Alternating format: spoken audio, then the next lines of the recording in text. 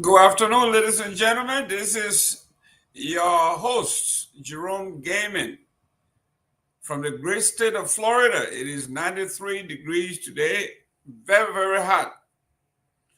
Even for us in Florida, 93 degrees feels as 103.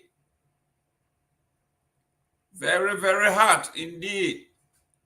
If you are living in the global south, you need to hydrate, drink a lot of fluid, lots of water, stay away from alcohol. Any of those things that will bring down your body temperature will help. Anything acidic. So don't drink anything that has acid or alcohol in it. But today is the 30th of July. We are almost at the end. August is right around the corner. A lot's happening in Liberia as always. Again, I am Jerome Gaiman, your host.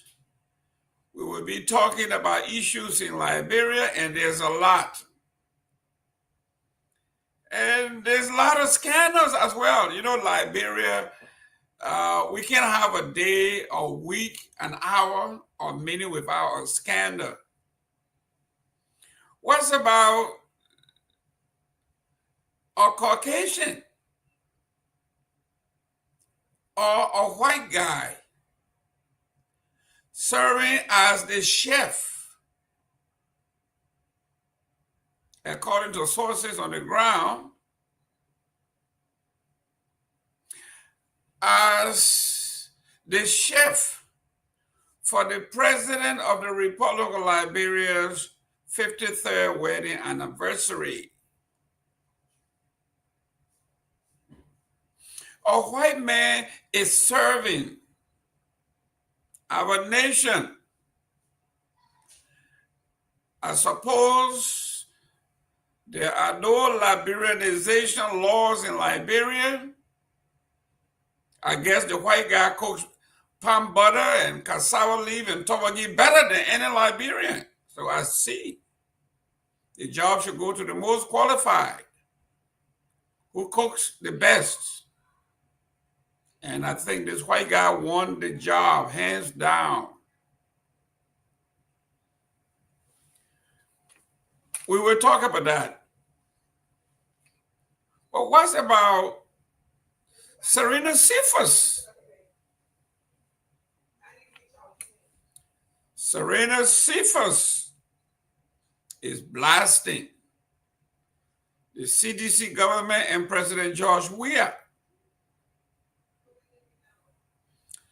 Is this a legitimate concern? Should we take him seriously? This is a man who was an integral part of the CDC administration, Solicitor General. You can't get no higher than that. Is it now that he's out of government?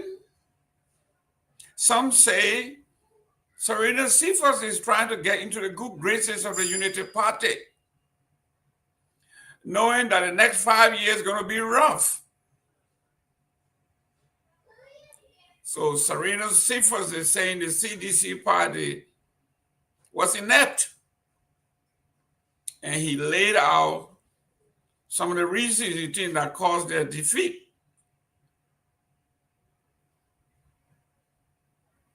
I was shocked, especially when he said that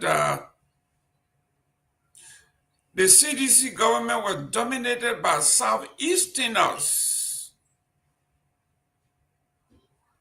This is an educated man who knows that the Southeast is a combination of several counties. If you include Grand Bassa, you have Grand Bassa, Riverside, Sino, Grand Jita, River G, Maryland County. We are talking about 6 to 7 counties. That's 50% of the nation.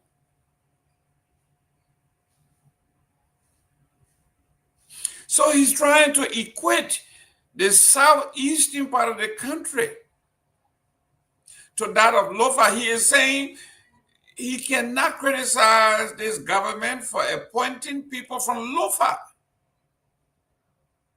Even if the government appointed 14 or the 18 top positions in the government, all from Lofa. He says it's very, very similar to what happened in the CDC government when CDC appointed people from the Southeast without acknowledging that the Southeast is a region of the country that comprises of what Bassa River says, Sino, River G, Grand Gita, Maryland County, and you go on. A region that encompasses 6 or 7 counties. He's equating that to the overwhelming appointments from Lofa County.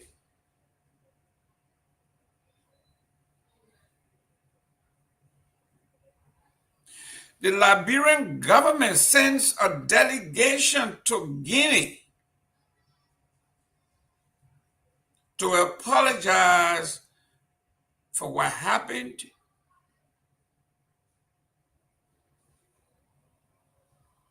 to a Guinean woman,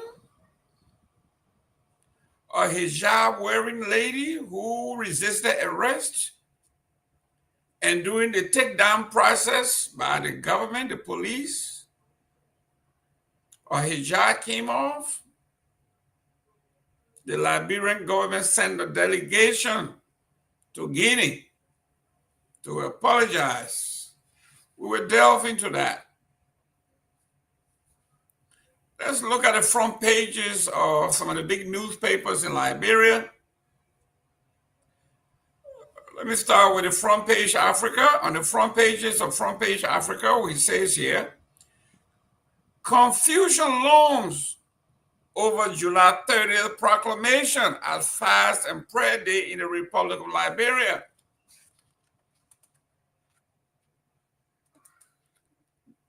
The Waika administration is confusing Liberians.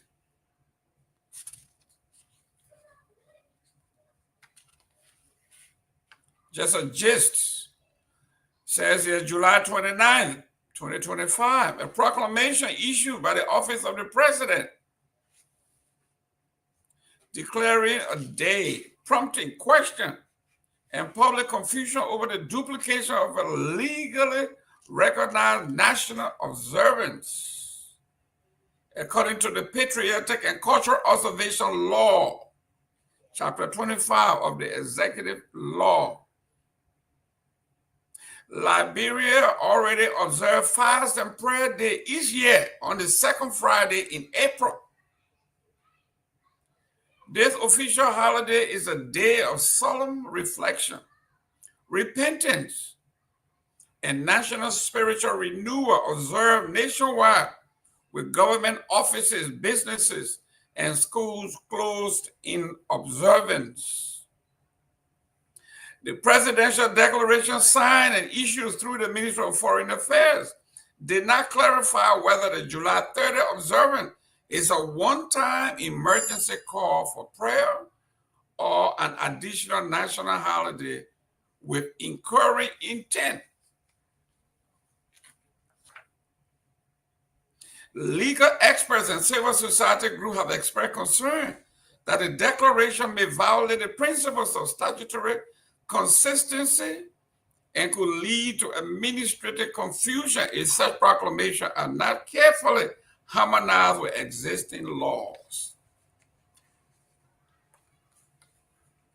Confusion looms over the proclamation for Fast and Prayer Day on July 30th, which is today. On the front page of the Liberian investigator, it asks a question: what Liberia must truly pray for? Justice, jobs, and a nation that works for all. What Liberia must pray for?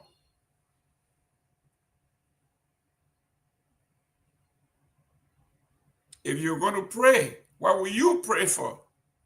Will you pray for justice? Will you pray for jobs? And a nation that works for all? Interesting question asked by the Liberian investigator. We return to front page Africa. It says the op-ed. The lack of data protection in the LTMR concession. We said this 1,000 times. Liberia's concession agreement with Liberia Traffic Management Incorporated was heralded as a step towards modernizing public sector services, including vehicle registration, driver's licensing, and traffic enforcement. But a close examination revealed that, as currently drafted, this contract opens the nation and its citizens to profound risks, primarily because it lacks critical protection regarding data ownership, oversight, and technological sustainability. We said this here.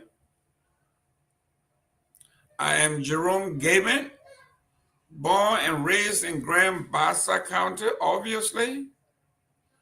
If my data is put into the hands of the wrong folks, you may have another Jerome Gabin in the Middle East, a terrorist walking around with my data. When I visit my beloved Liberia on my way back to these United States, I could be stopped. I could be the second or third Jerome Gabin attempting to come back home. You could be a regular Joe Blow and you say, this means nothing to me. But the day you get an opportunity to travel and you're going to London or you're going to Paris or you're going to the Africa or you're going to Ghana, only to find out that somebody bearing your name and IDs have already gone to Ghana. This is national security. National security. We talked about it.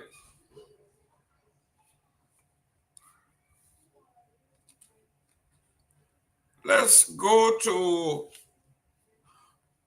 another news that should grab your attention. It says NPA to auction overstayed containers cargo at a Freeport. Rachel Tyler, thank you very much. This is our nation. We should safeguard our nation. We should protect our nation and say what we need to say to make sure that the republic stands. NPA to auction overstayed containers, cargoes at the Freeport.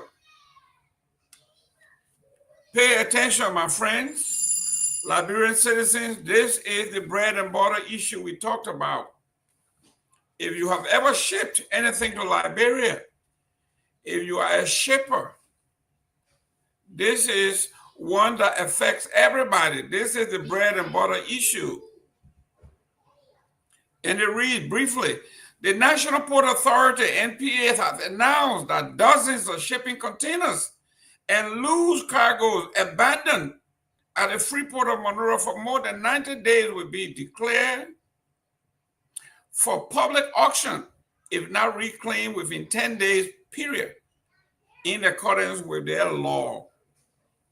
The announcement was made through an official public notice issued by the Department of Public Relations of the NPA, citing legal authority under section 1535 and 1536 of the Modernized Custom Code of 2018, as well as chapter 54 of the Act creating the NPA. These laws empower the port to auction cargo deemed abandoned after remaining unclaimed on port premises for 90 days or more. I wouldn't even open the phone line on this one because we're going to be inundated with news, with stories, heartbreaks, disappointment. I will be the first to tell you my story. When I go to Liberia, because of the weather, I want to drive in a higher car, so I shipped my Hummer.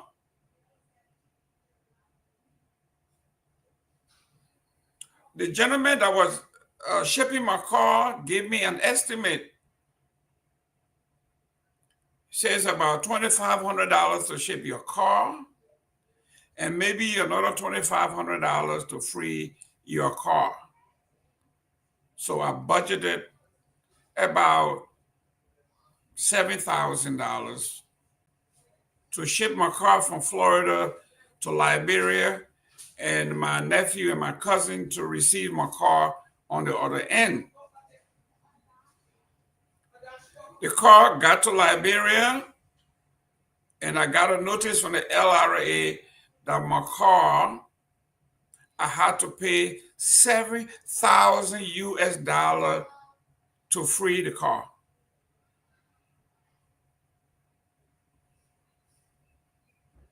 The car had the title, and I attached a legitimate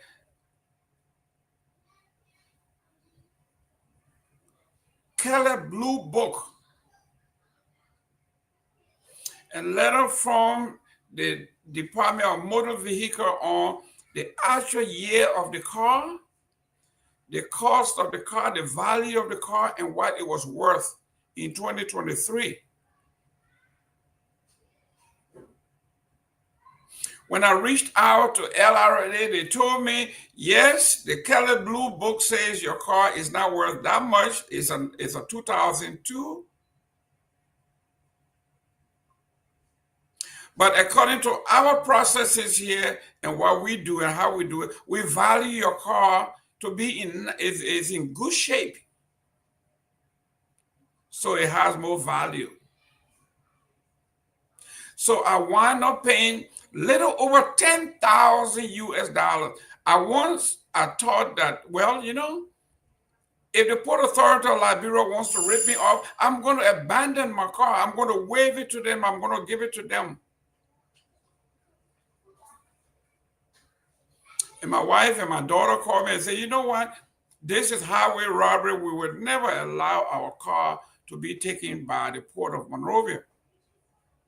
So we paid the $7,000 plus the $3,000 to ship the car, plus other fees. This is the Port Authority of Liberia. This is the port that is the heartbeat of the country. The poor Liberian guy that is making his living, he sends things from all over the country. That's how he makes his living.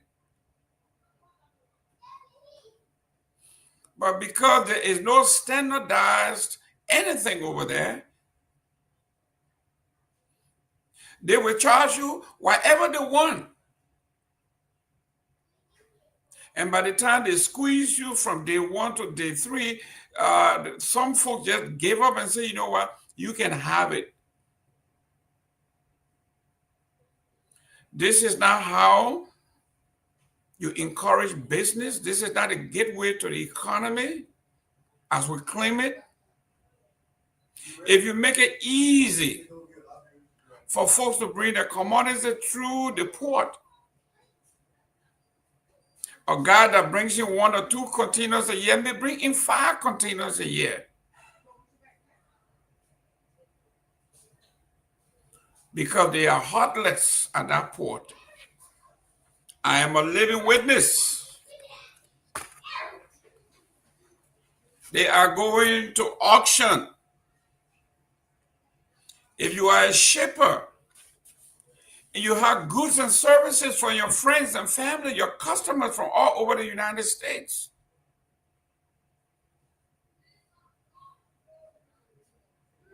And because by the time you got there, the prices that were quoted to you now have exceeded your limits, they are now going to take your entire container. And the hundreds of customers you have around the country, they will be stranded, they will be disappointed, and it's a major loss. Does the port care? I would say no, because I'm a living witness. What happens if I didn't have the opportunity and the means to spend over $10,000 to free the car?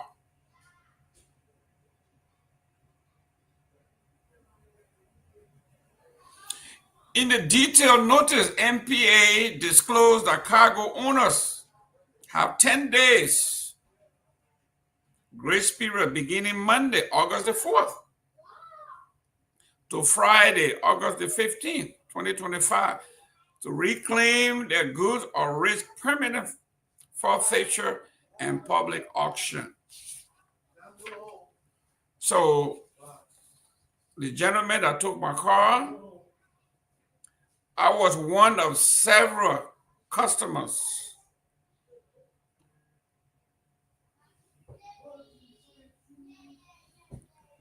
If I didn't pay,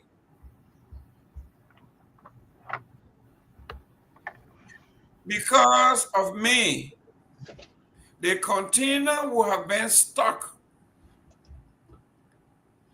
or they could have made an arrangement for everything else to go, and my car remains with the port. Whatever way to do it,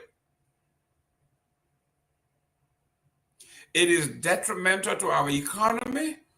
It is terrible to the poor working Liberians in these United States who work very hard to put stuff in their container, in bags, in boxes, to send to their relatives, only to be confiscated by the port. Something has to be done, but who are we? We are nobodies. Let me welcome Dr. Peabody. Dr. Peabody, welcome to the show. Mr. Gilman, good to see you, man. Good to see you. Good to see you. Good to see you. Let me welcome Myean, our young journalist on the ground. How you doing, young man? Yeah, how you doing, Mr. Gilman? Dr. Peabody, how you doing? What's up to our followers, our listeners, and our viewers? Myean, good to see you, man. Good to see you. Thank you. Thank you. Let me welcome William David, Colorado, always in the house. Welcome. I see our beautiful sister Rachel Tyler here. I don't know where she's calling from, maybe in the DMV area. See Casey Johnson, Electronics. We got all of our folks tuning in. This is great. Dr. Peabody, we got a lot of trending stories, but one that touched my heart is this, the Port Authority thing. We're going to go back to the rest of the stuff. But the Port Authority MPA is to auction overstayed containers, cargo at the Freeport for non-payment. I just gave an example of what it did to me. I sent my car, and I wound up paying over $10,000 to free my car. What happens if I didn't have the means? We got people here whose properties you have shipped through other folks. You put your barrel, you put your bags, you put everything in a container, and it goes to Liberia. Now we got containers full, overstay because they can't free them, and they are going to lose everything. Your take on this particular one? I just don't know what to say. It is bad for our economy. It's bad for our poor people in the diaspora. You know, Mr. Gilman, that's what I always say. That's why I don't do it again. A couple of years ago, I had the opportunity to ship the container of medical supplies to different hospitals in Liberia. in Nima, Bone County, and another hospital, and it costs so much uh, to ship those things, and everybody was coming and saying you need this other broker fee, you need that other fee, even though it was no charity, and it cost so much that I decided I will not do it no more. But the sad thing is that's what happened. Liberians, the government charged so much for people importing things until people can't afford it. And every day stay to the port, there's a charge on it. And now people who ship their things came back to look for money, free it. Now they're going to auction it. The thing is, some of these people, their things are they're moving home. Some of them got everything that they work for in this country. They're sending it back home. Some of them sending it for the homes. Some of them sending it for different causes. And yes, if they're going to auction all these things. So it's very sad for our country. It's very sad. The port remains one of the highest when it comes to taxes and tariffs and things at the Liberian port. Other people go to Guinea and thing and get the car and pay little nothing and get it in. But while Liberians struggle so much to ship things to their own country, I don't know why. I really don't. And they have not been able to change the law. They carry this APN terminal there now. I heard they have signed contract with them. They're going to be in Liberia for a longer time and running the whole Freeport. What can we do? You know, it's sad. It's sad for our country. Very sad. Ladies and gentlemen, if you are within our voice, if you are listening, and you had issues with the Port Authority before, please comment, make your comment. We're going to open the line. But this one, we have Honorable Pewee here. Welcome. He was part of the government, so we got to squeeze him because he was part of that law and order. So today there's a no holds bar. Honorable Pewee, welcome to the show. Thank you. I'm happy to be here today. Thank you, Mr. Gaiman. Let me see how you're going to wiggle yourself out of this one because Dr. Peabody and I, we have set the trap for you. You can't get out of this one. Tell me, how come when you were in government, you didn't know that the gateway to the economy is the port? That your squeeze, the Irish person, the poorest guy who has no connection to government, coming to bring the economy up, and you're squeeze some of that out of business. And this one says MPA to auction overstay containers and cargoes at a port for lack of payment. How is this possible that poor folks who are coming to expand the economy are squeezed so bad that the economy will most likely contract? Because Dr. Peabody used to send a lot of shipment. He decided he wouldn't do it anymore. That's a major customer you lost. I, for one, like I was just saying, I sent my car and they squeezed almost $11,000 out of me for my car. So I'm not going to be shipping there anymore. You are losing a lot. And the more you lose, the few you got, you want to squeeze more out of them. It's quite unfortunate. On a more serious note, this is not a good news for a country that claim to have people that went to school all over in the developed world. And people they went into school in those countries, and they got concept from there, and they see how. And beyond that, even in our neighboring countries, our neighboring regions, if you will, why is it now that it's troubling? And it's not that it's troubling. I think it is due to incompetence and insensitivity, if you will. So it's a combination of the two. Out of they're both insensitive and they were incompetent. There's no new kind of a skill to think outside the box to change that. Now, if you were to create more problem, that the issue of paying a lot of demurrage and different hard taxes, if you will, imagine what the hell you would be thinking in a country like Liberia to say you put penalty on vehicle that is more than 10 years old. You have to put penalty, you have to pay that, you have to pay GST. Beyond GST, you pay penalty, you pay the value of this, you pay that, you pay this. And part of that, and you give the people very limited time to clear their container, and then they start to accrue what we call demurrage, right? But the reason why a lot of Liberians today, I was talking to one of our guys, visited the last time from Philadelphia.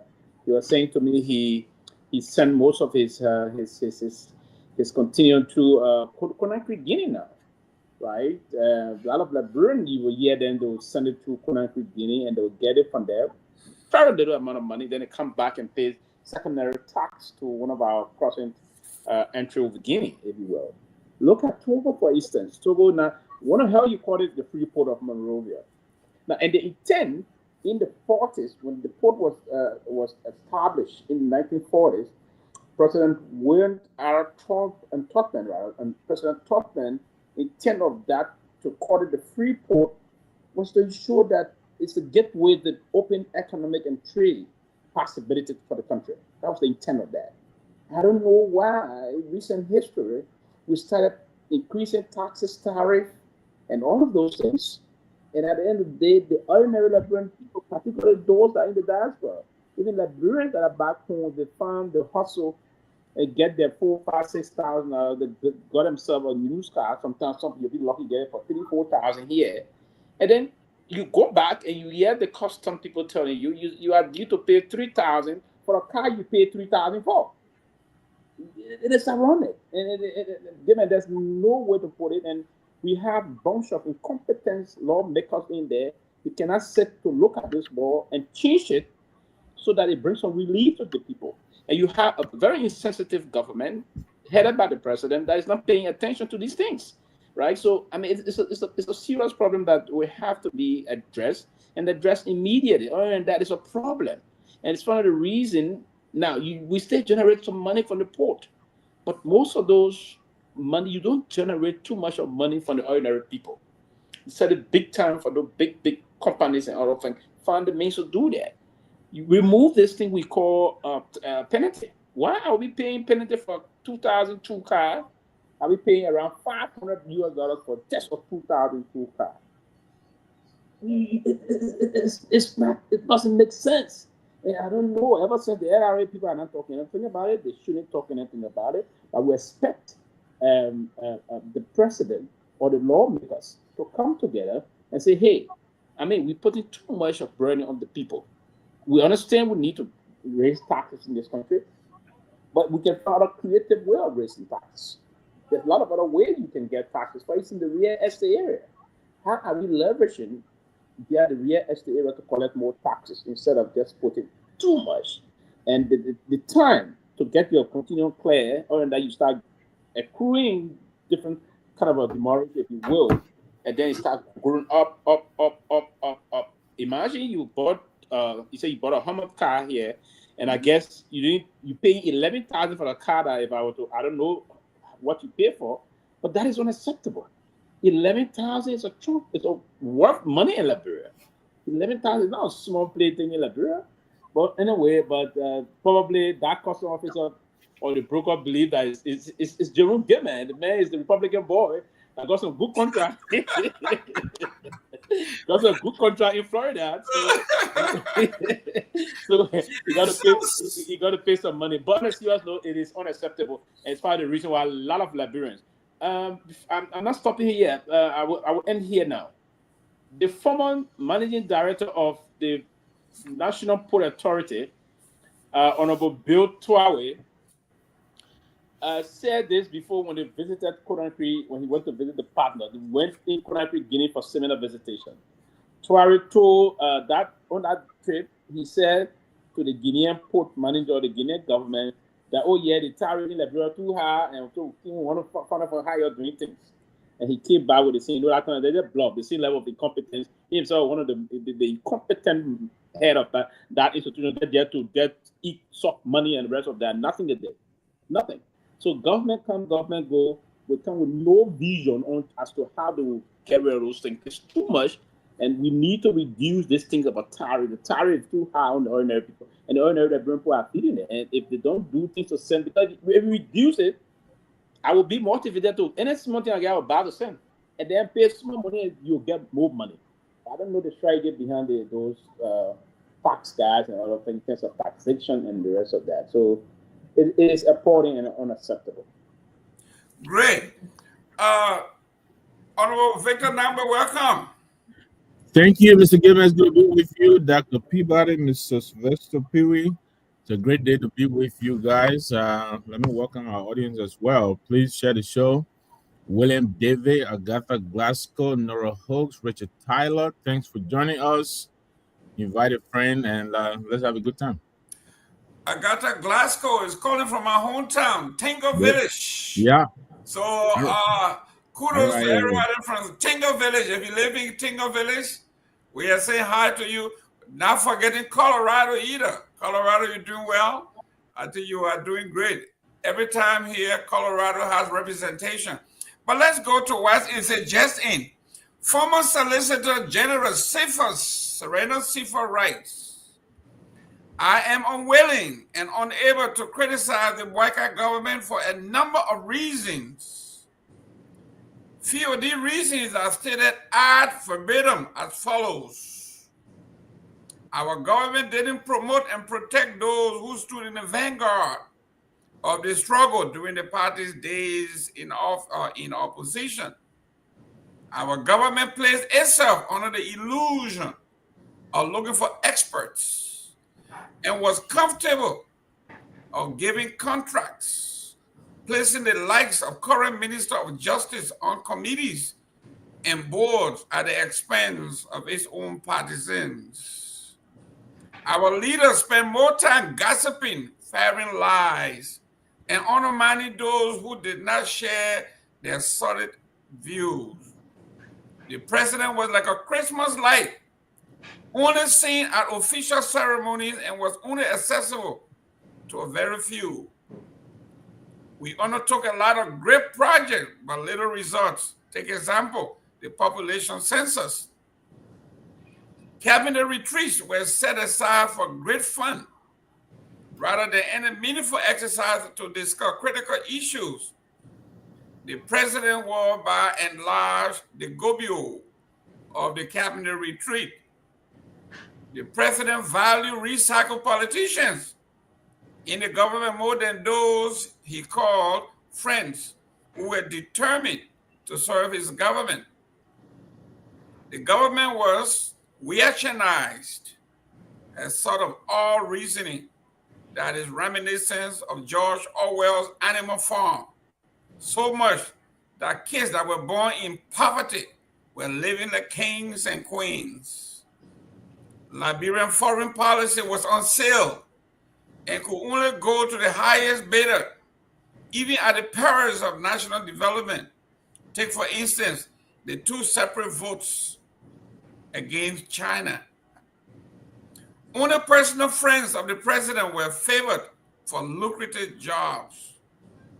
And the structural leadership of governance in terms of power configuration was in the hands of the Southeastern of vis-a-vis the minority crew tribe, namely the president pro tempore, and the deputy speaker at the time. When I think of all these, I feel guilty about criticizing this current government.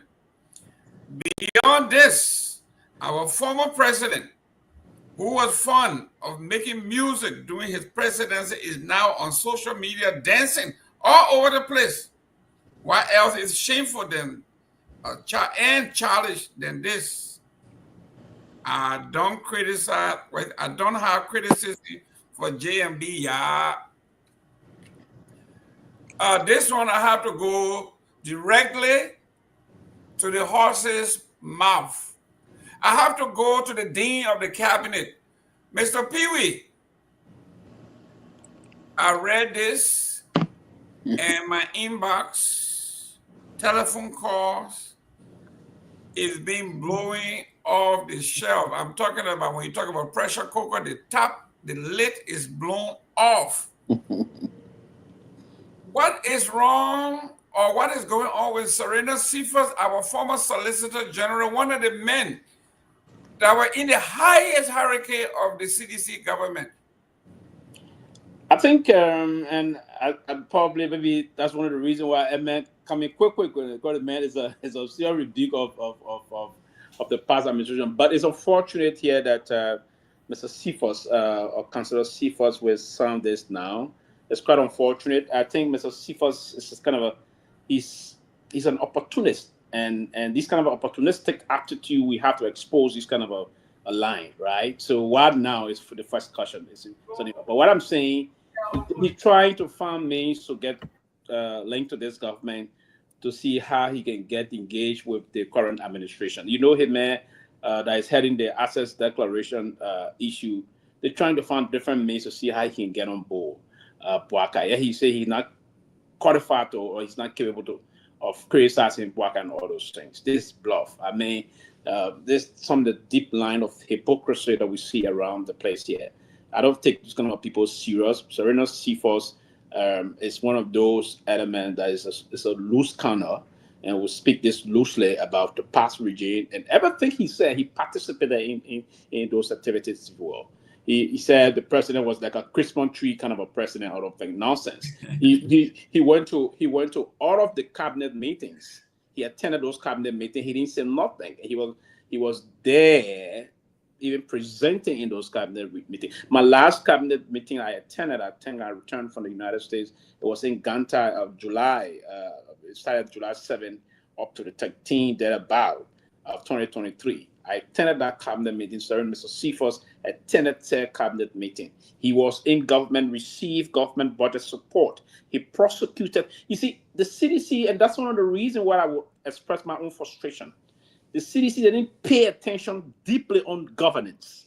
And that's why today, naysayer and counterproductive agent provocateurs like Serena Cephas will come down to want to condemn the government. They didn't pay attention to governance. When Serena Cephas started prosecuting people that didn't do nothing in the government, there was no one in the government that halted him at the time.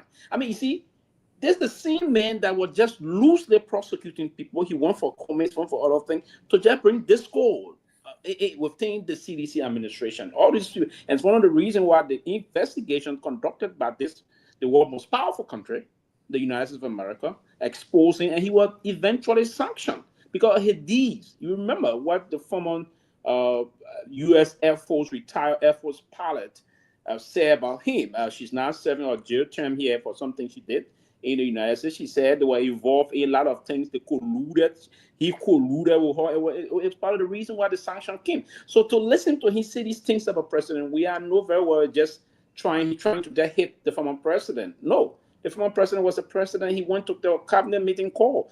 Those cabinet meeting call at the time were well organized.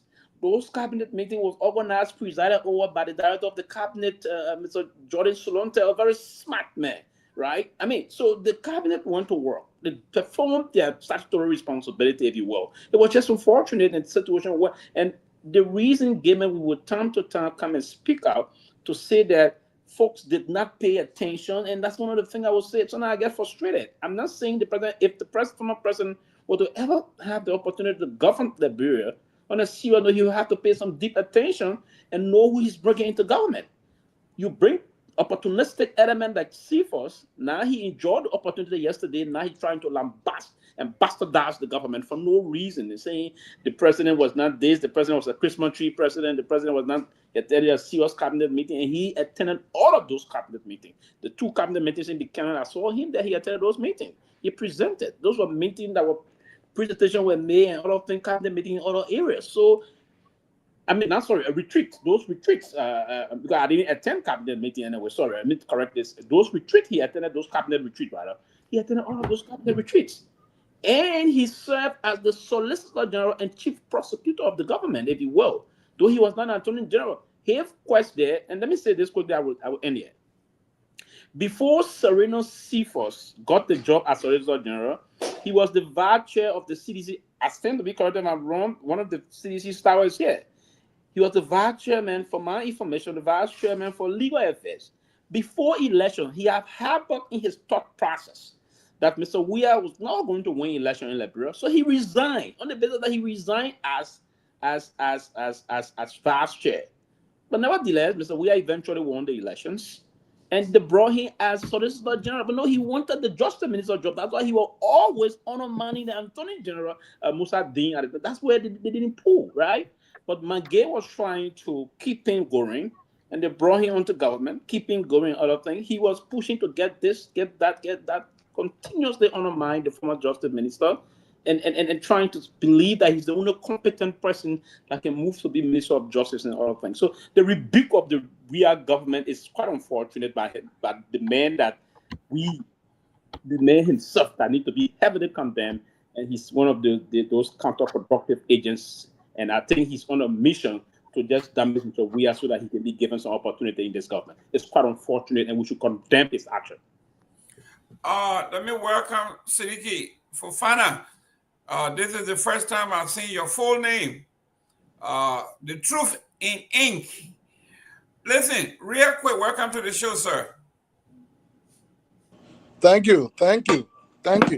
Can someone tell me where does Serena Sifa hail from?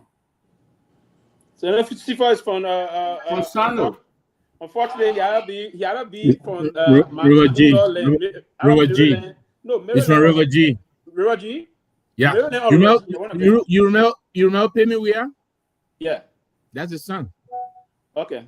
So, then River G. I thought he was from Maryland because one of the time we met Banana, I thought he was from that side. The reason I asked the question, in here he says most of the positions were given to Southeasterner. But he didn't say including myself. He left himself out. But I say, man, he's hypocritical. It's unfortunate. I never seen that contradiction. Fofana, welcome to the show.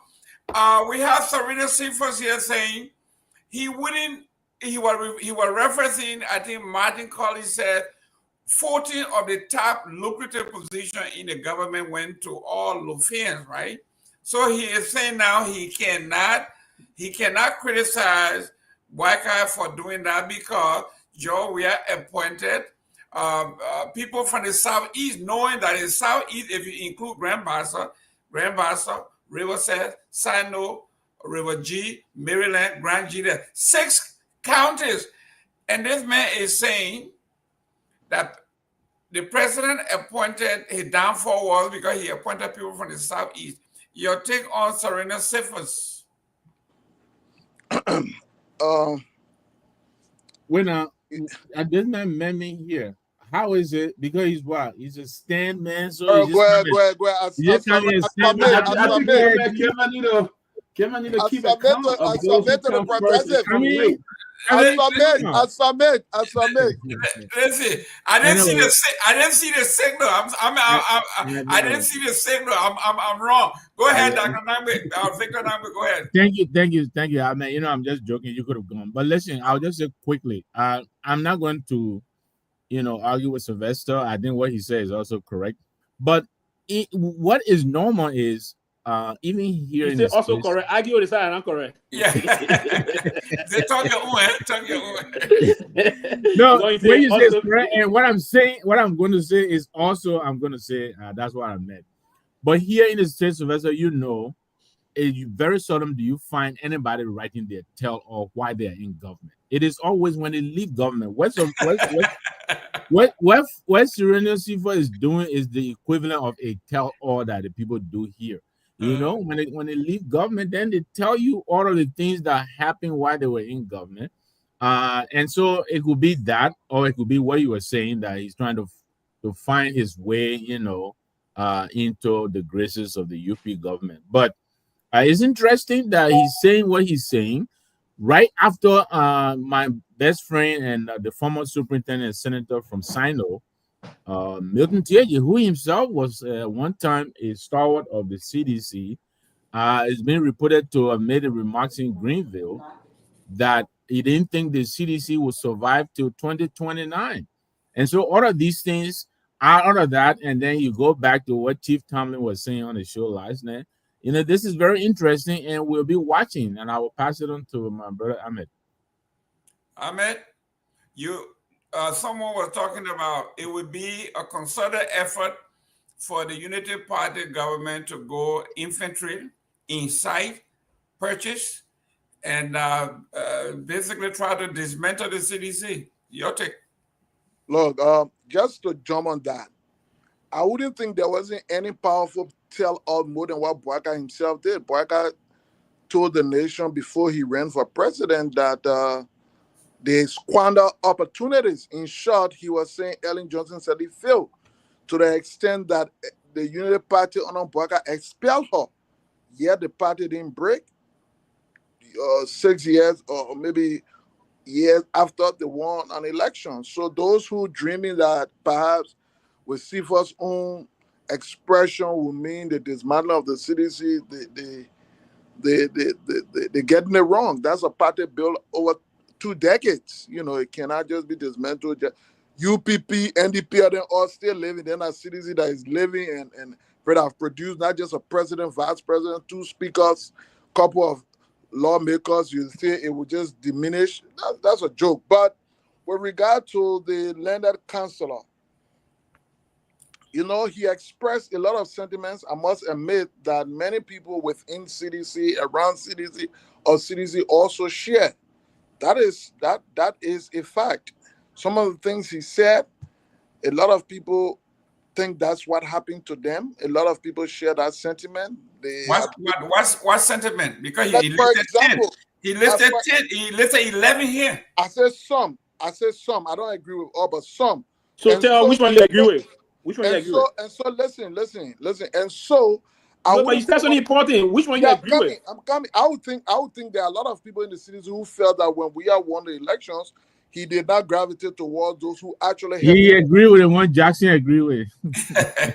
He did not gravitate towards people who helped him to win. He decided to bring in people. I would think a government, and beyond that, we himself said it in the church. He said, Check your 3 that you know. but I just named. I think that is one, and that is Yeah. one. He That brought, is one, and he that brought Pewee. People were not even there when they were forming. and for me that is more profound. I would think We were outside, man. We were I exceptional. would think we are not proving to us that his likeness for other dancing and singing is something that is within him is not determined as to the position he served, because we saw him doing it before he became president. While he was president, he did it. After the presidency, he's doing it. Of course, at serious time like this. But I don't want you to get very bad. I like the side you're going. I just want to do small interaction, please. Do you agree that he brought his personal friends to lucrative positions? Well, I would think Sivas held a very lucrative position in terms of Solicitor General, so I don't think he has a lot of argument in that direction. Okay. Because what extra more lucrative than the man who will litigate out of government case? Exactly. Beyond that, Sivas served in 2 capacities in the government, when of course people who sacrifice, and to some extent you wouldn't blame people like Sivas, because if Mela Moba Molu, myself, Gabla could not get a qualified, respectable job, but Siva who left, and so you don't blame Siva. For Agriculture Ministry to Solicitor General. He was Deputy Minister for Agriculture, basically responsible for research. That's the most lucrative part of the ministry there, because you deal with all the farms and all those different projects. Do you agree with his point that the president's a Christmas tree president? Was a Christmas tree president? I wasn't close with Weir's leadership, but what I will, as a student, you are a hierarchy of the party. As a student of leadership, I come in as a student of leadership. I define Weir's own leadership as one that tend to operate from the back. He rather allow people to go in front and come, but at some point that cannot be the most effective way to do, because sometimes the president position, the president driving issue can be very, very important. So it must be a mixture of both.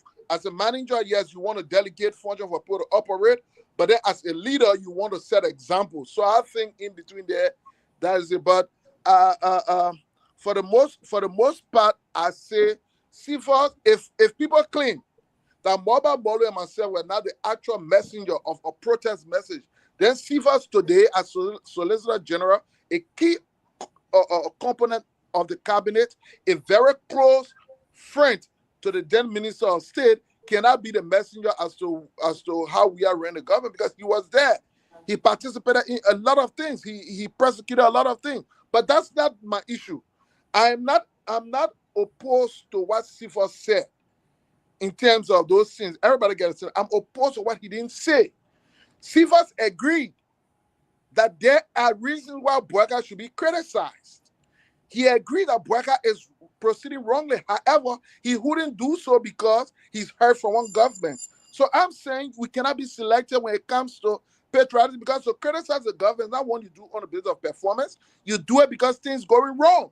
So I don't think Silva is justifying that. Look, he cannot be a lawyer, an officer of the court, and he saw Bouaka deliberately, openly violating the Supreme Court, just abusing the rule. And then Silva is telling us, because perhaps we did not make him minister, so he cannot criticize that. It makes no sense to me. That's hypocrisy. We cannot be selected. Look, we agree. That's why I say Weah's own record will be what he will use, perhaps, if he decides to come back to be president, it will be with him. But what is unfolding within the country now, nobody can say patriotically, can say we want to tithe our hand because the last government messed up. Yes, that's why the last government was booted out of power, so that this government can correct. Cephas of all person is a lawyer. What Bouaka did to the court, he has set an everlasting precedent. The next president could say, I will not even appoint a chief justice. What else will happen? And then Silva is telling us he cannot criticize that because perhaps he from the Southeast was appointed, while other people say that he one of Weah's friends. I would want to think so because I don't rather see what role, active role Silva's play within the CDC to be appointed 2 times in government. Before you end, the minister job. Let him land because I want to go to Dr. Peabody. Go ahead. Silva was appointed Solicitor General. Moba Molu, 20 years in service. Sidiki Fofana, 20 years in service. Gabla waited almost 15 years in service. They never saw the light of government, and Silva said that. So that's like I said, some of the issues Silva raised, it represents the facts. However, that is not a justification that you cannot hold Bouaka accountable for performing what you should do. Bouaka is taking the country down, as we said, down the toilet. How can you imagine? After the president says the country is very difficult, the economy bad, and he said, let us go pray. That his policies prescription to solve the problem. That is not something. And finally, I will say this. We do not criticize because, I will always say, because we want to justify Weah's flaw or we want to excuse the past government excesses. No. We criticize because, in my view, that's the most patriotic thing to do when, especially, the government in power is proceeding wrongly. That is why we criticize. And I think Silva should man courage. If he wants to join the Union Party, I don't think he should openly do that. But he should not go through with that because at his position, nobody should take him seriously from that point of view, considering that he was Solicitor General. Thank you. That's it. Dr. Peabody, one of his comments here, one of his line items that caught my attention, it rubbed me the wrong way. Like I've always said, I usually give credit where credit is due. I have done very well in these United States, and I want to be thankful for the country boy that was reared in the interior. I was given a break, and I owe it to several people, but let me talk about Louis York. Professor York was my missionary president. She signed off on me leaving the United States because she saw something in me. With Dr. G. Franklin Holt, those 2 people. Leaving or coming? Leaving Liberia, coming here. Okay. So we are talking about people who have children who could have taken that opportunity and given to their own children. They were selfish. Dr. Holt had his son, G. Franklin Holt Jr., his daughter, Rosalind, may her soul rest in peace. And he decided, he and Mrs. York said, Jerome deserves it. I'm saying this to say number 8 here. Serena Silva says the government will reactionize and the sort of the Oswald Animal Farm where poor people, poor children began to live like kings. When you were on the Spoon TV, you got coined a term that says God can bless anybody. If the president took you out of obscurity and you were a bitter boss seller and your mother was making less than $100 a year, I'm not talking about month, I'm talking about a year. We are talking about people who put their money in Susu at the end of the year, they get them by $100, $200, something, and they build homes. And then the president makes you assistant minister or deputy minister. You're going from making 0 to making $2,000-3,000 a month, and you build your nice house, you get your nice car, and you're living well. What's wrong with that? That this man is going to say, those kids that were born in the ghetto started living like kings. It rubbed me the wrong way. That this particular one rubbed because he's talking to me. Well, Someone took me from nowhere, brought me here, and I made good use of the opportunity. For you to say they were born in poverty, in the ghetto. Let me speak to that quickly. Yes. Let me tell you what's wrong with that. If George Weah, as the footballer, took his personal money and took people out of the slums and made them to live the king and queens, that is laudable. But not on the people's dime. That's one. No. Mr. Nyenwolo, it is the president's prerogative to appoint. That's the constitutional duty of the president, and he did that. And the second part of my question, my answer is, assistant minister or deputy minister don't live like king. That's not who he's talking about. He is talking about the other people who were living in opulence beyond their salary. Listen, without any restriction and without any penalty. That's what he's talking about. Pewee. I just want to add this quick point. Let me come in now. I was not trying to talk, guys. You're trying Thank you. Go ahead. my statement. The reverend that the fast and prayer deal. The revenue to talk. But fast and prayer day was a very poor day. The people did not even attend the fast and prayer day. But let me say this, Pewee. Let me go back. Let me say this. This is just the beginning of one. This is just the beginning of many that want to come on. Many of this, we're going to see a lot of this happening as time goes on. A lot of this is going to happen. What we know about our politicians in that place, they are ballot-driven politicians, ballot-driven former government official. Right now, they're not empowered to misuse money again. The money is not coming as it was. They'll find somebody else to jump. And that's why we're seeing all this ungratefulness coming from CFA. You know, CFA had a job. The president appointed him.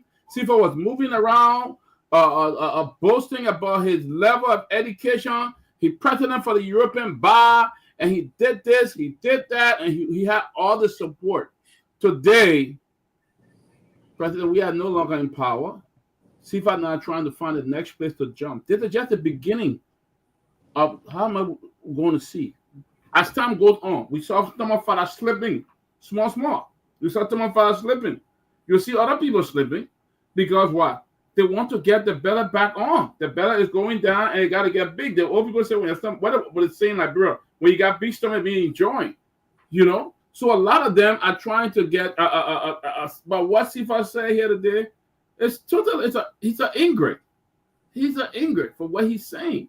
You know, if you wanted to roll or get some help from the government, there's no need to go back and say this thing that you are saying about the previous government, President Weah. I think it's totally ungrateful. But the thing, Liberian people don't flag these kind of people. They continue to do it. We see other people now, the back in Garguah government, some I won't even call it name, the back in Garguah government now, saying big thing. The next time another government come, they will jump the scene and do this. And Liberian people don't flag these things. They follow these same people. But CFA is nobody to be trusted. By the way, CFA, it's a sanction. He's been sanctioned by he's on the Global Magnitsky sanction. So he's nobody. He was sanctioned. He ate client money, thousands of dollars, millions of dollars. He ate for his clients and stuff like that. So he's nobody to be trusted. And you people should even be careful trying to bring him in because these are the kind of ingrate who will go right there and deceive them. Thanks. Give me drip. It will start drip. See the concluding statement. Yeah. You see, when I think of all these, I feel guilty about criticizing the current government. You know, imagine a serious person agree you criticize the past administration that you're working on. It should give you the latitude and the courage and the word we're taught to come and say, yes, this is happening is wrong, but this is trying to be not. What did he know that the foreign policies of the country were on sale? Look at what he's saying here. He said Liberian foreign policy was on sale and could only go to the higher bidder.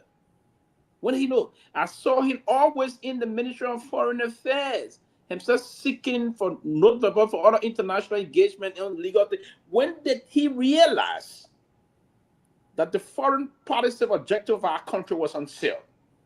When he realized that, and who was the highest bidder, who bid at what? When our foreign policy issue was based on the Weah administration, the Weah administration prioritized the issue of economic diplomacy. It was on the basis of economic diplomacy to lock home, linking diplomatic intercourses in terms of prioritizing what we refer to as partnership development. That was the trend of the foreign policy issue. We needed to shift now from this old thing about bilateral aid and then this and that and other thing and engage in partnership development. And that was the key nature of the foreign policy objective of Liberia at the time. How come he would now come today and say the foreign policy was on sale during the Weah administration? The same trend the Weah administration followed is the same trend we are now going through now. Correctly, the same trend. Nothing changed. Listen, if you want to bastardize the Weah administration, just come and say it. But there's nothing realistic about what he said there. He's a terrible hypocrite, and these are kind of people we need to condemn openly. Shame on him. Thank you. Let me welcome Mr. Sita. You did all last week. You didn't come, so it tells me that the 26th, the IE people didn't do that well. Because all the IE people, they didn't show up. Sarah Dovo have not shown you what's going on. How did the IE do in this? The IE in Rhode Island, I had a loss. The one in Philadelphia, they can always be IU. Last year, they can beat us. So what's going on? What happened? Thank you for coming. They can always beat us. You are muted. You muted, Sita. We're not getting you. Why is unmuted? Let me thank you very much for welcoming. I'm happy to be back. You know, we had an awesome celebration in the state of Delaware. Yes, it is true that the Barrow and IE game, IE lost the game, and Barrow was given $1,000 by Senator Thomas Falla. No, Sir Joseph Mafort. Sir Joseph Mafort. Sir Joseph. The same Lofa County, big difference. Yeah, the same Lofa County people. But we had an awesome celebration, and we just want to say thank you to all Liberians that came to support the Delaware Liberian Association, the First State Old Timers Sports Association, and other groups in the state of Delaware. We are so honored by your presence. Now, let's delve into the politics of the day. We are talking about Serena Sima Cephas, if I'm correct. That's correct. Why should we be discussing Serena Sima Cephas? Why should we give him credence? I don't know. By us just elevating this discussion about what he said on this platform, we are giving him credence. He's not somebody to give that credence to, because number one, he's not an honest person. Number two, he's a hypocrite. Okay? He's talking about Georgia gave people lucrative position from the ghetto. Where did he come from? He came from Clara Town. That's where he lived throughout his life. Okay? He went to the University of Liberia. Kudos to him. He did agriculture. And then he went to law school. He got his law degree. And he was elevated based on his qualification. So is he saying that those Liberians who murder, sow pepper, sow fish, like some of us, and they use that money to educate us, and then in the future will get higher position in government? Is he saying that we are not qualified to get those positions?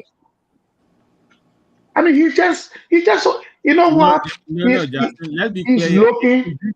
A position in government does not make you to live like a king or a queen. Let's be clear. I understand that. I understand that. But one thing we also have to understand, Liberia is one of the few countries in the world where people get wealth by working in government. It should be the other way around. Liberia government is a place to serve the people. It's not a place to get wealth. And in Liberia, it is not only from the Weah administration. This went all the way back, all the way down the line to Samuel Doe. People get in government and they become wealthy overnight. We understand that. And that is not how it's supposed to be. So for Serena Cephas to come and talk about that, he's not a person. He does not have the moral rectitude to even talk about what he said. Because number one, everything he says is being hypocritical. And again, I think Dr. Peabody said that maybe he's trying to find a way. Maybe somebody said, well, man, go and criticize the previous government who will find something for you to do in this government. And it is a shame. He should be condemned. Thank you. Thank you. No, Jerome, let me say this. I think we're focusing on the messenger as opposed to the message. I think we should let's leave Cephas out of this. This is nothing to do with Cephas. This is someone who's speaking his truth. Most of what Cephas said is we all seen it. He didn't really say anything that we didn't know. He was just confirming. But he does not have the moral. He does not have the moral rectitude to say it. That's what we are saying. Siddiqui, 1 minute. Mr. Pewee, I know some of these young men who had a zero income, and God bless them. They became assistant minister, became deputy minister. I don't know what his salary was, but from making $0 to making $2,000-3,000 a month in Liberia, that's a lot of money. A lot. You could live a good life. And somebody who saw you sleeping basically on the sidewalk, now see you with a little house and your car, you drive around. This man from the ghetto shouldn't be riding this car. This man from the ghetto should be sleeping in a house. This is the attitude that they have here, that some of these people do not belong. And then they are leaving. When you want to talk about corruption, right?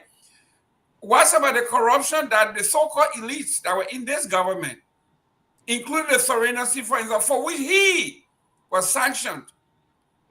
You leave those people alone and you go pick on the vulnerable because you don't want to see the co-Jesus of the world and those people you call ghetto people living like kings and queens.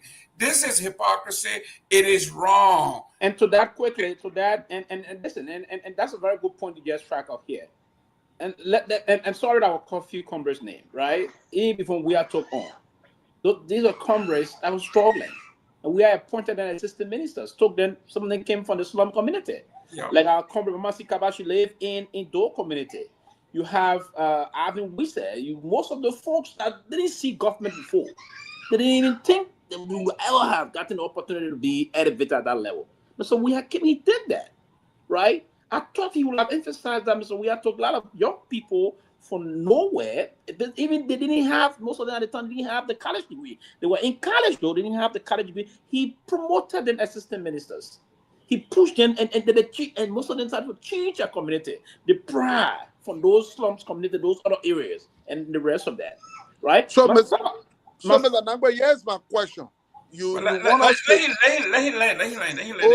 Yeah, myself, I was given the opportunity to serve in the Sawia administration.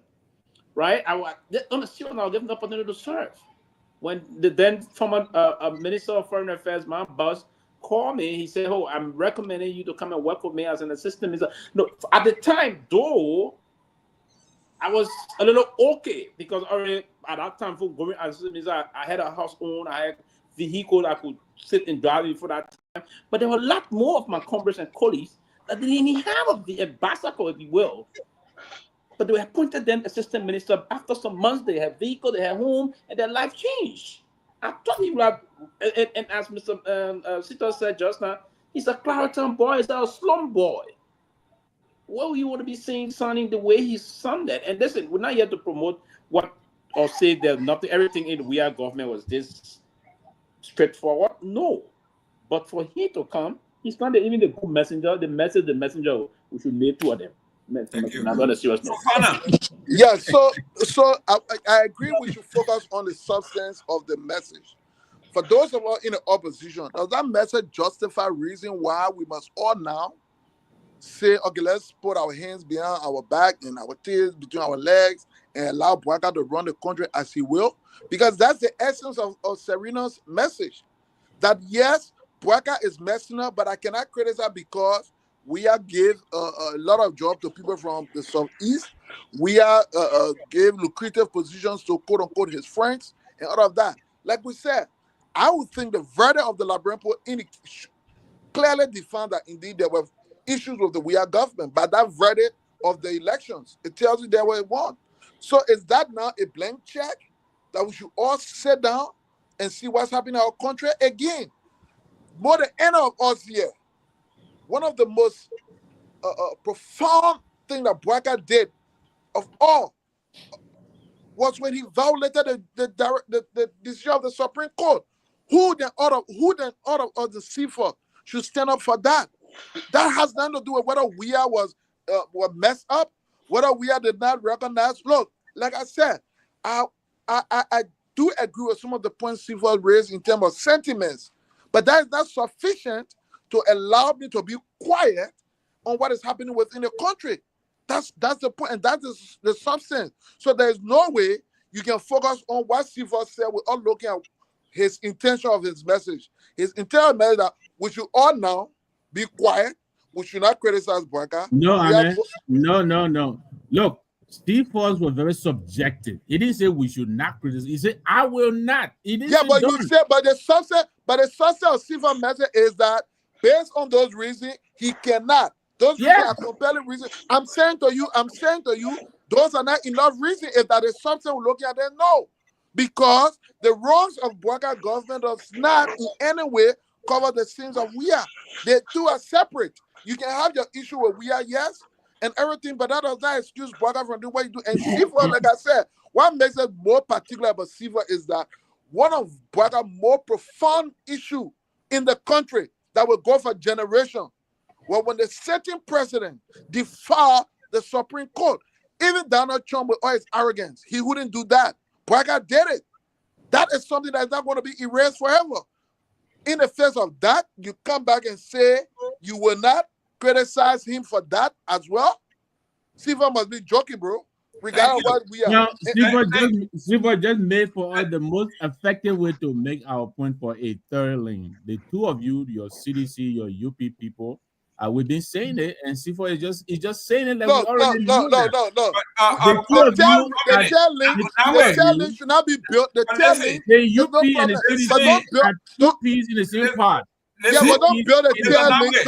Don't build a tail link on the wish that one party was. Will you welcome Serena in the third lane? I got it. I'll tell you what I would do. You would think about it.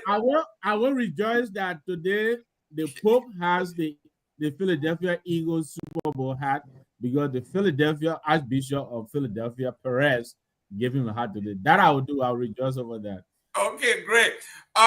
Ladies and gentlemen, welcome to the edition. This is Wednesday.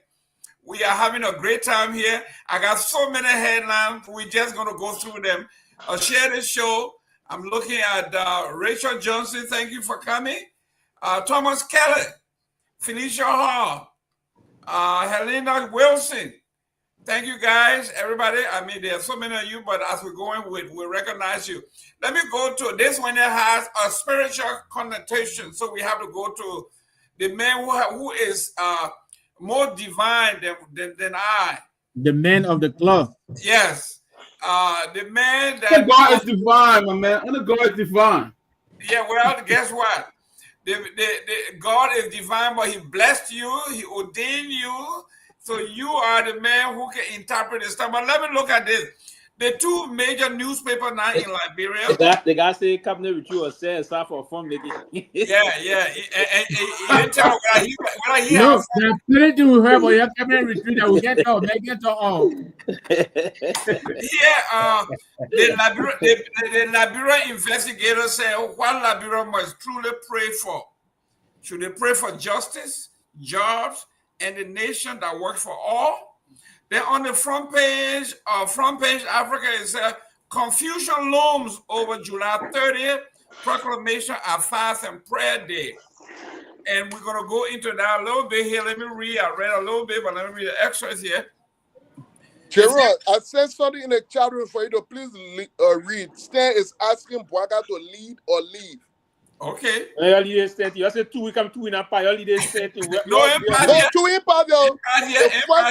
Listen. On the first, the 2 weeks. Okay, tomorrow, 2 weeks. Tomorrow. No, wait for me. No, on the first, the 2 weeks expire on the 4th.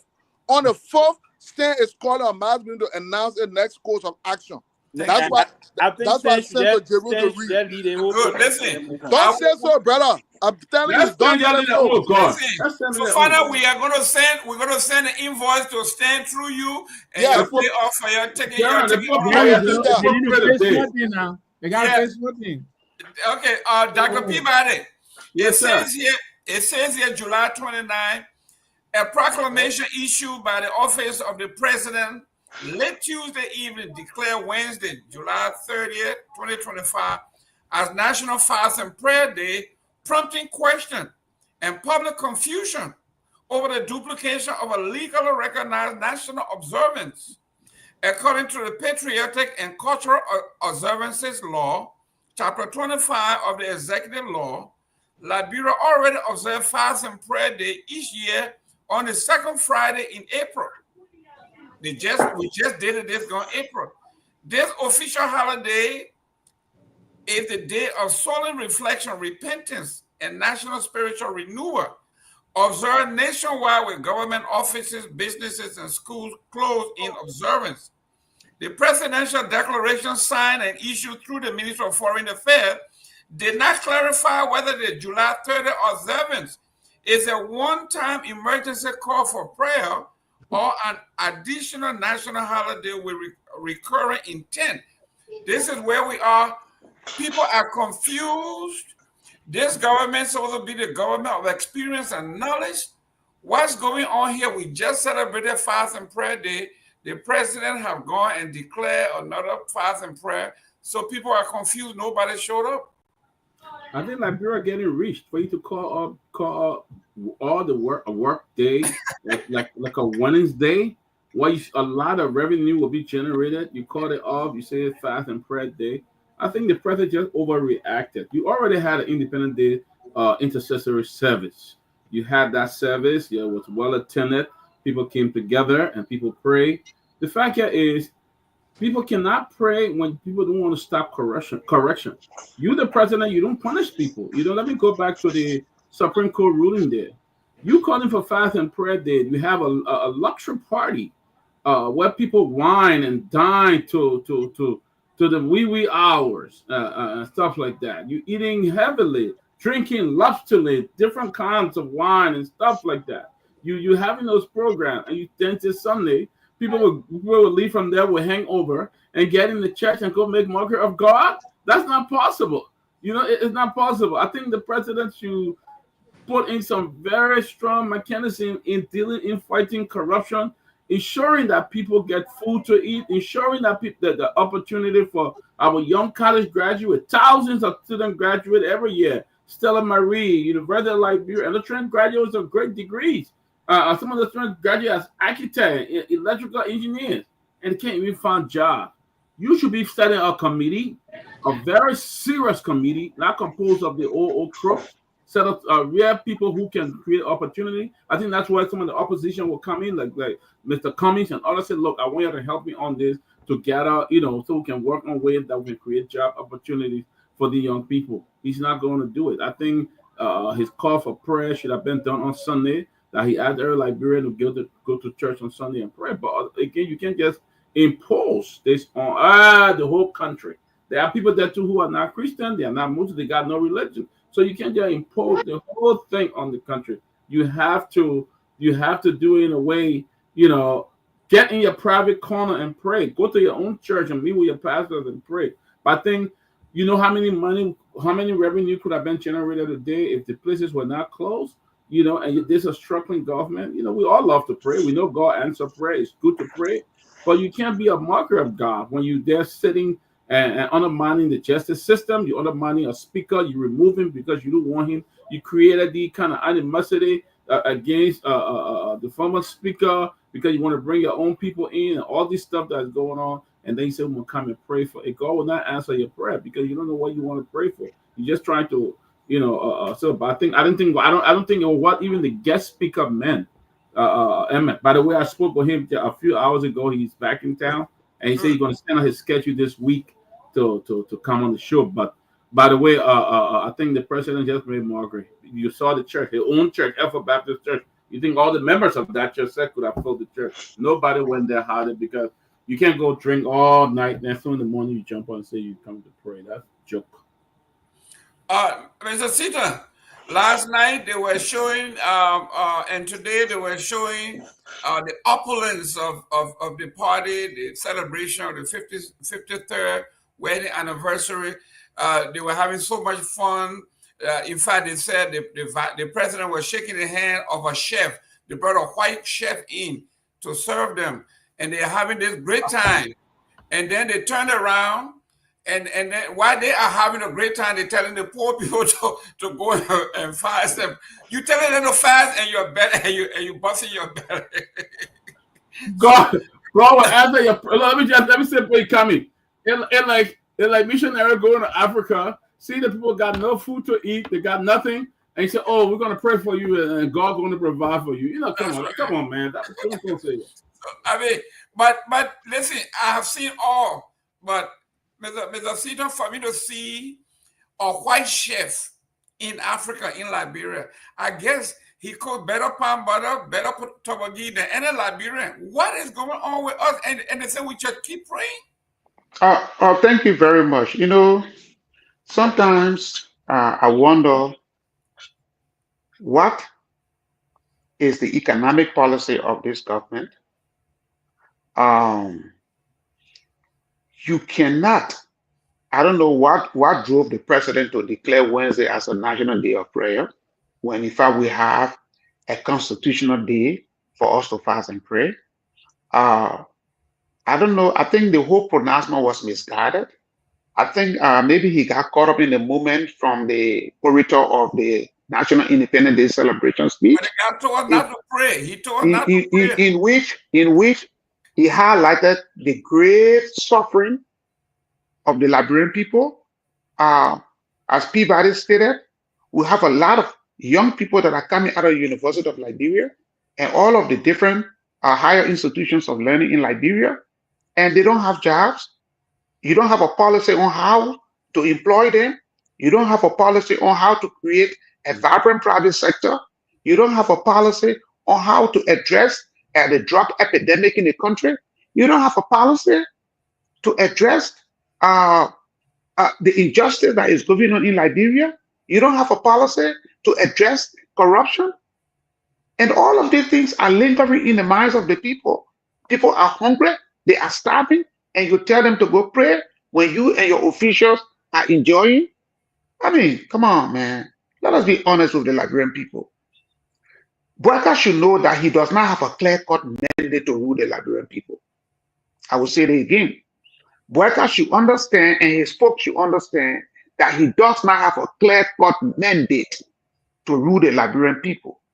He won the election by less than 20,000 votes. That's not a clear mandate. That is not a clear mandate. 51% of the vote and 49% for the opposition is not a clear-cut mandate.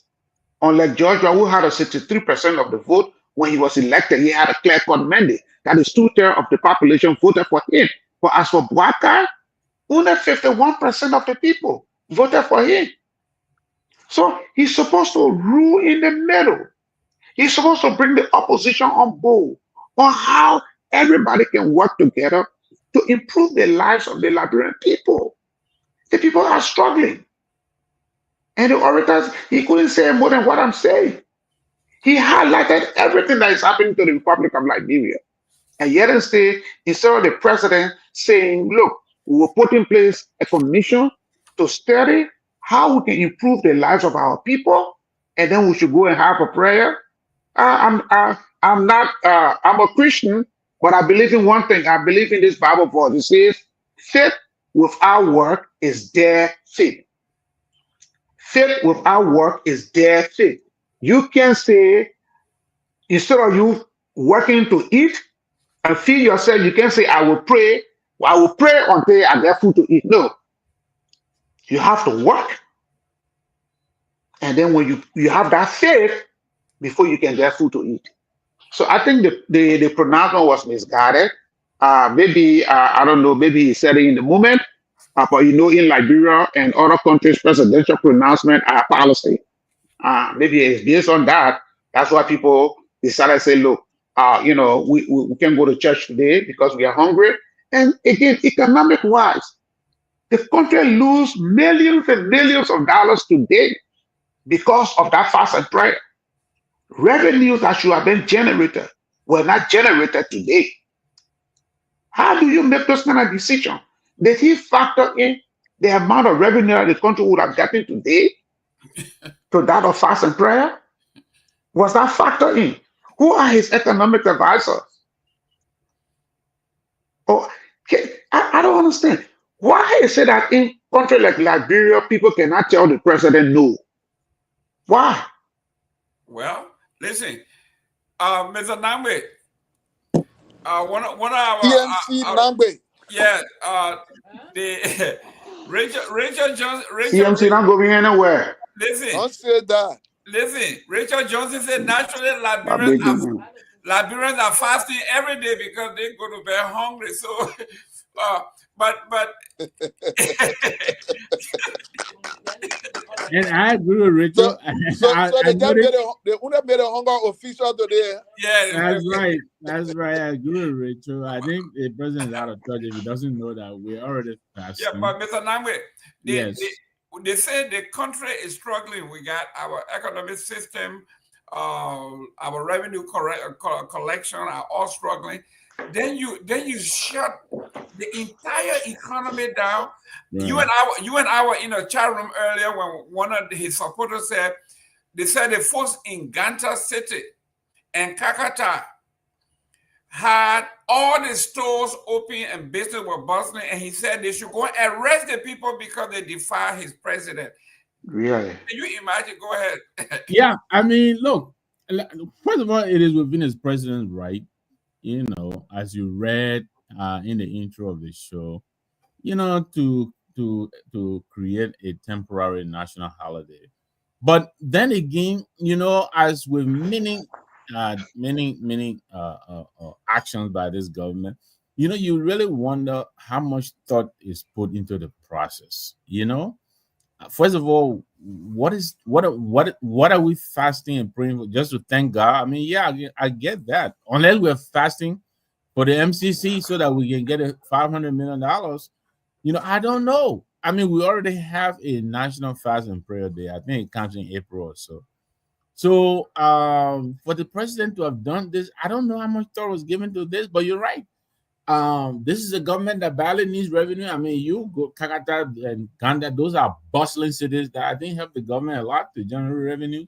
So now, and Liberia, for the most part, our people that, you know, they bring more open. You got to go out to hustle. If you shut your market down, how are you going to pay your bills tomorrow? So, you know, I don't fault. I mean, I don't fault him for creating, you know, a national. But I wish, you know, he had given it more thought and done it on a more appropriate time. But I don't understand. I am still trying to understand, you know, the reason for this national holiday. I don't get it. In the middle of the week, you know, today is Wednesday. But, you know, as I'm passing on, let me recognize Musu Yango. You know, she's really one of the supporters here. She just sent 10,000 stars. And so I want to thank her for that, you know, for supporting the network. This is how, you know, we keep the lights on. Thank you, Musu, and everybody else who sent us stars. If you haven't done so, please don't forget, you know, buy a few stars and send them our way. We appreciate it. So let me pass it on. Let me pass it on to my first CDC brother. Yes. Yeah, before my man, wait, I'm not done yet. Jerome talking to me. I'm in Listen, my man, don't clock our tail lane. You're all I know, right? Area.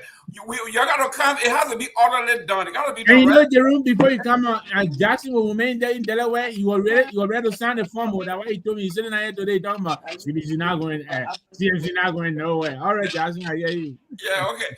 Now listen, Namwe, how do you tell people to fast and you are feasting? Exactly. You bring a chef from out of the country. Yeah. And you the president is dancing with his wife and the married lady and everything else. And then it reminds me of doing the presidential campaign here. There was a cartoon where they had this fat guy Okay, real fat man, obviously, he has to be a capitalist. And the skinny people feeding him. You know, you may have seen that too. A real fat guy with a bow tie and a hat, and the skinny people that from Ethiopia, they're feeding him. Instead of he feeding them, they're feeding him. And you're getting bigger and bigger. So Bigger this is and bigger. where we are. You want the regular man to, hey guys, please mute. You gotta be sleepy. So here we are. The big wigs are in Monrovia dancing and whining and dining, and they're telling the poor people in Kakata to go and fast. Right. Pray. When Richard is telling the poor are fasting every day anyway. Yeah, they just Siliki. Here you are. But you know, Jerome, I wanted to say maybe the president was trying to have us marked, and I really kudos to the president, the first lady, 53 years. But is that why we have to declare a whole holiday to fast? I don't understand it. I don't know. Maybe Siddiqui can explain that to us. Even if it's a 100-year anniversary, why would you bring in a chef? What happened to the Liberianization? You want to tell me a Liberia company couldn't feed or cook for the president? They were even feeding 1,000 people. There's no company in Liberia that is good enough to cook Torgbean from his hometown. That a white guy will cook better Torgbean than my the Yeka Koluba, even Yeka Koluba himself was cook a better Torgbean. Siddiqui. Yeah, look. I have never seen anything like this. No, Siddiqui is not Jerome. You said you're not it's CDC. CDC. That's right. Don't call it CDC for Fana. Yeah, CDC. It was so CMC for Fana. Look, first of all, I mean, why you're running this CNC? You're not going anywhere, man. You start running. I just want to man. Go ahead. Look. I don't think for me, like I don't believe that. You know, making comment that CMC not going anywhere. It's difficult. You can make that comment. I can make that comment. It's all right. We will shock the world. Because I know where CDC came from. CDC started the same way. People doubted us. Today, we remain a formidable force. Now, what I can say to CMC and the rest of you, you can strive not wanting another party to be diminished. Beyond that, what CDC have built, look, I'm telling you, I don't say this thing out of bragging. What we have built in that country, in the subconscious of our people, close to 35% of Liberians today, you go in our country, even if they're registering disappointment and this, they are sedition. More than 35 to close to 40%. CDC can boast of that number. That's not something that can just be erased because CMC coming through. Yeah, maybe you can fit in, but look, fight for the space. Like I did my prediction the last time, close to 600,000 new voters will enter the voter roll because in our last census, we had 630,000 people that were beyond the voting age. Most of them would be at least around 21, 22.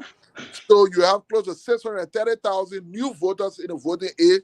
That's a significant number. Many of them have not committed to any party yet. They stay there. So that's a good number to fish it in.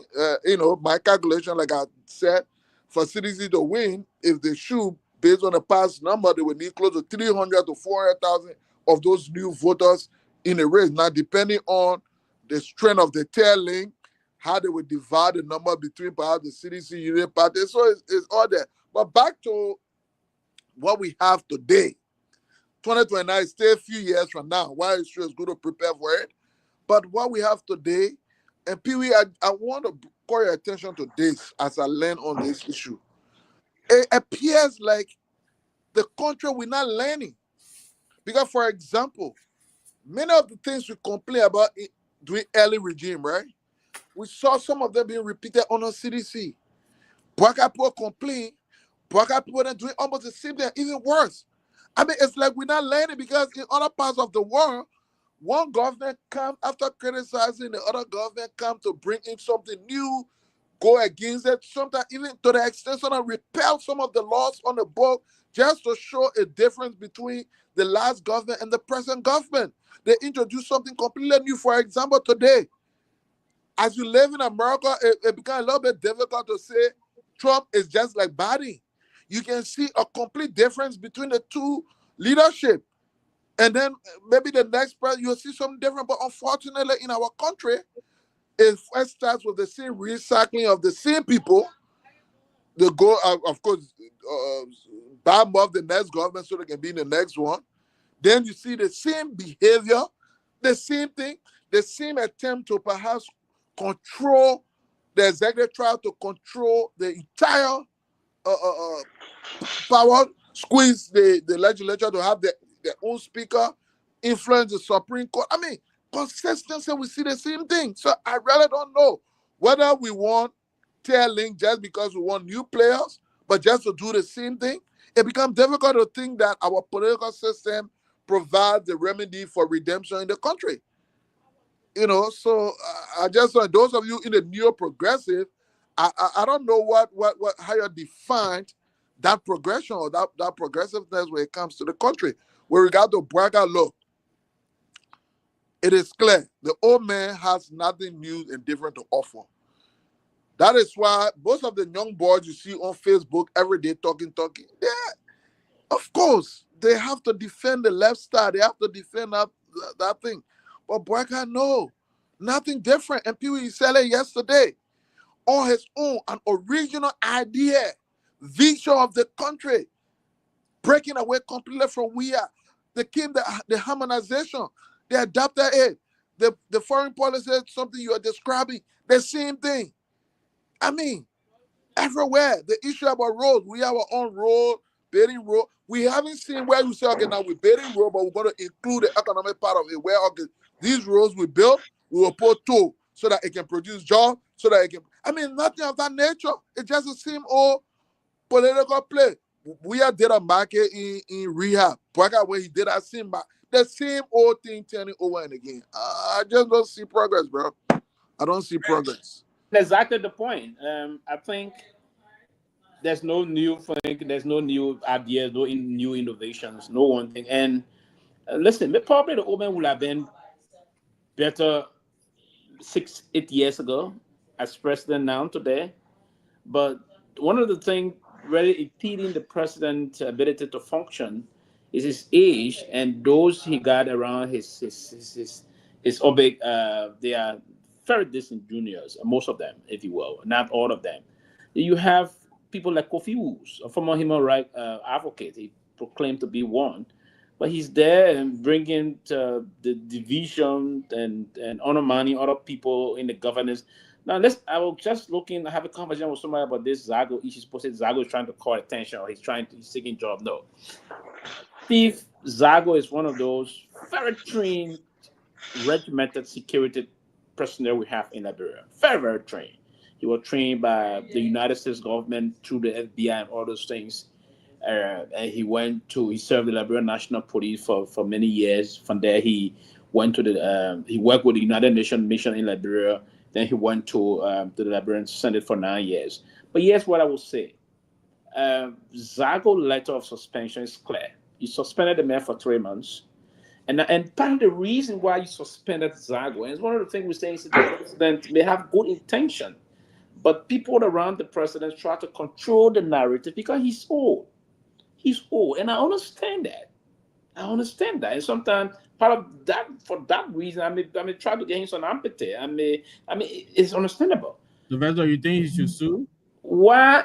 No, he cannot sue because the president appointed. The president appointed him via Article 54, and he served at the will and pleasure of the president. But the fact that the presidency is a sacred institution. We should not desecrate the sacredness of that body. If the president is instructing through a letter from his office, the president is saying you are hereby suspended for 90 days. And the reason of your suspension is that you didn't exert due diligence. You are not that cautious or turning your responsibility. But here's what unfolded. Kofi, who is the national security advisor to the president, they try to shift the blame on this innocent guy. Now, the whole thing is about Samuel Pewee. This guy's suspension is about Samuel Pewee. When Samuel Pewee came in the country, they expected the immigration boss to arrest the man. Now, neo-exit Republican. I'm not a lawyer. You're the lawyer. Interpret that for us. the instruction of a nil extra republica is issued to stop someone from leaving the country. It's not issued to arrest someone that is entering into the country. Now, when Samuel Pewee arrived in the country, they wanted this guy to be, for this immigration boss to send instruction that they may be arrested. No, that would be a vow. Remember, Garguah, as the chief of immigration, himself is a lawyer. He's a lawyer. So you don't expect the man to arrest and put the man in handcuffs when he's returning to the country.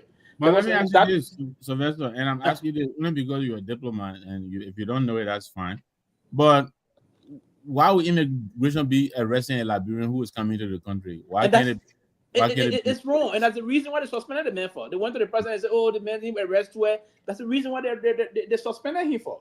And when they suspended him, they said, "Okay, you will be suspended for 90 days." The immigrants should not arrest for neo exit republica. They can only do that when you leave in the country, because the instruction from the court is to stop you from leaving the bailiwick of the Republic of Liberia, not if you are making entry on an arrival basis. So they suspended him. He didn't want to call the office of the president. He respected that. Taking too much. And one of the reasons, I know Garguah very well. One of the reasons why Garguah is doing what he's doing now, it is because the people in Lofa believe Garguah did some corruption thing in government.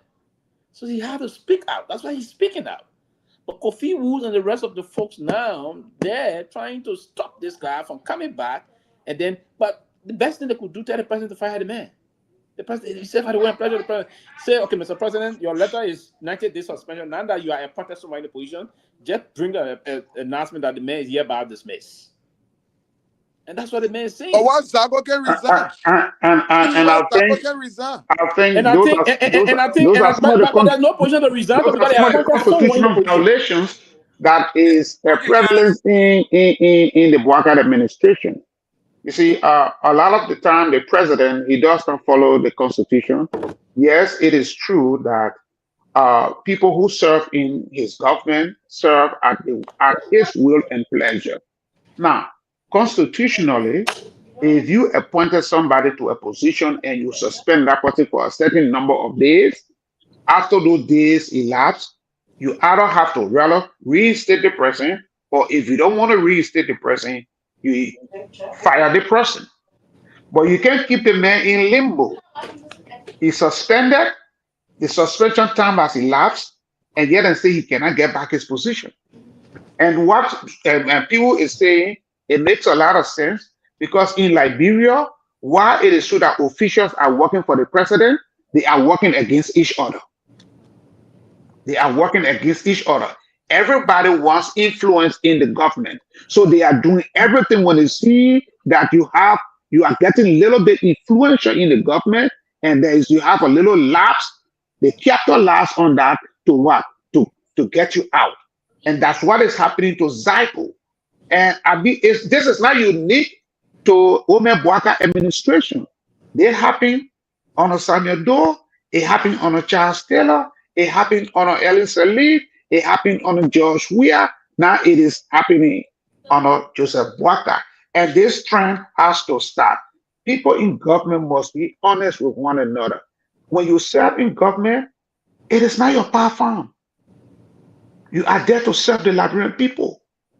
So you have to do everything that is right, that will benefit the Liberian people, not your own self-aggrandizement. And that is what is happening in the situation with Garguah. I don't know where in the world a president will suspend somebody for 90 days. After the 90 days elapse, then the person cannot get back his job. I don't understand. And the president cannot make any further pronouncement on that. It's a shame. And I'm sorry for the brother. It's quite embarrassing, but they try to It is embarrassing. Again, because the Ome is old, he's not too alike to know what exactly is happening. And maybe he may not even know that after he suspended the man, he may not even know that the man's suspension the time has passed and the man needs to come back, or you need to further dismiss the man.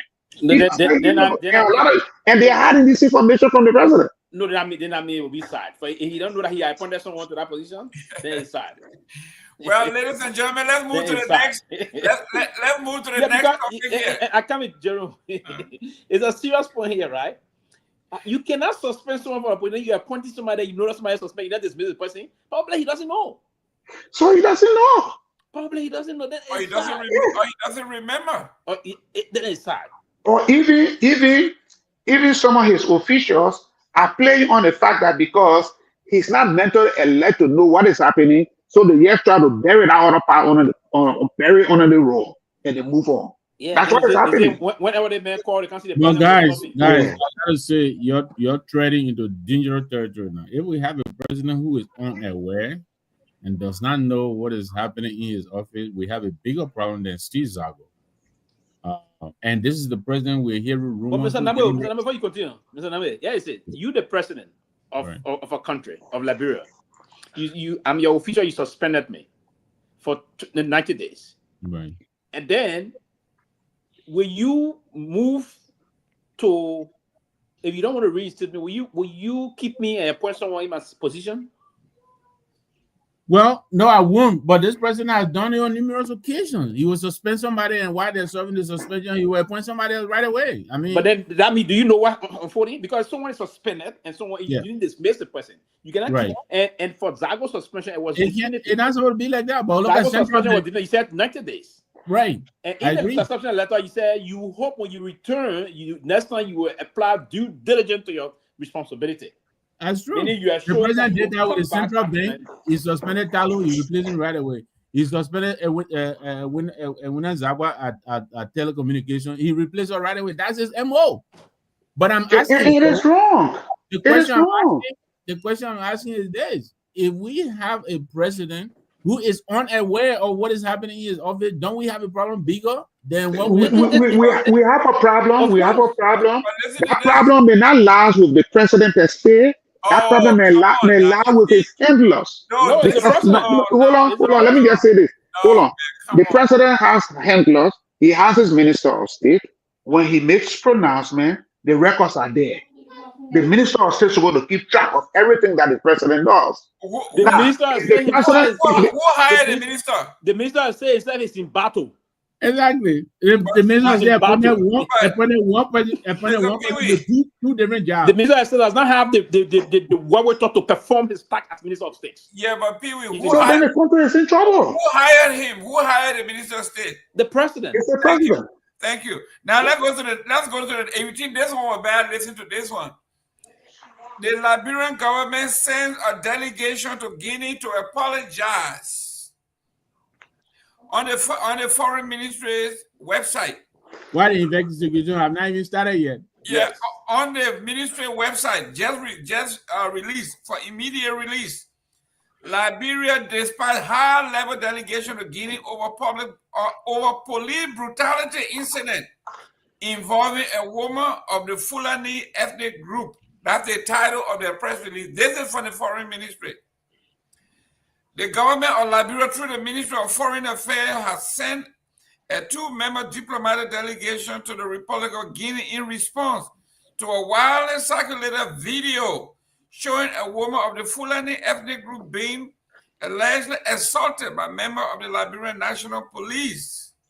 The incident reportedly linked to a legal dispute over power theft has raised regional concern and public outrage. Regional concern? Wow. The delegation was led by Ambassador Allah Sheikh Mustafa Kouyaté, alongside Liberia's ambassador to Conakry. Their mission was to formally express Liberia's deep regret over the incident and to reaffirm the country's strong and enduring diplomatic ties with the people and the Republic of Guinea. While in Conakry, the envoy held a high-level meeting with Guinea's Minister of Foreign Affairs, Dr. Maricinda Kouyaté, during which they conveyed President Joseph Yuma Bouaka's concern over the situation.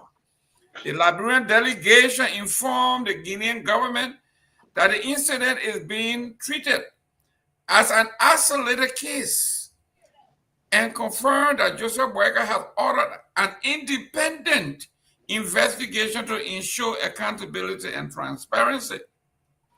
The Liberian government reaffirmed its dedication to the rule of law, respect for human rights, and the safeguarding of foreign nationals within its jurisdiction.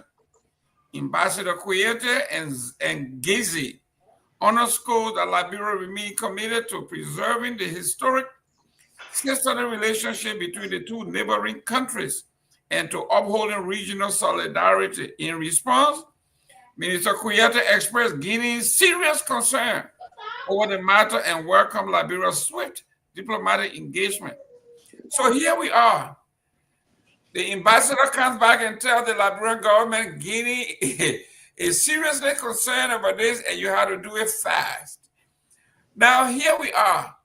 Mr. Pewee, now before I go to Pewee, Mr. Nambe, yes, in your long governmental observation, when was the last time that something at this level, power theft or resisting arrest, have reached, according to Kouyaté, is a regional concern? Regional concern.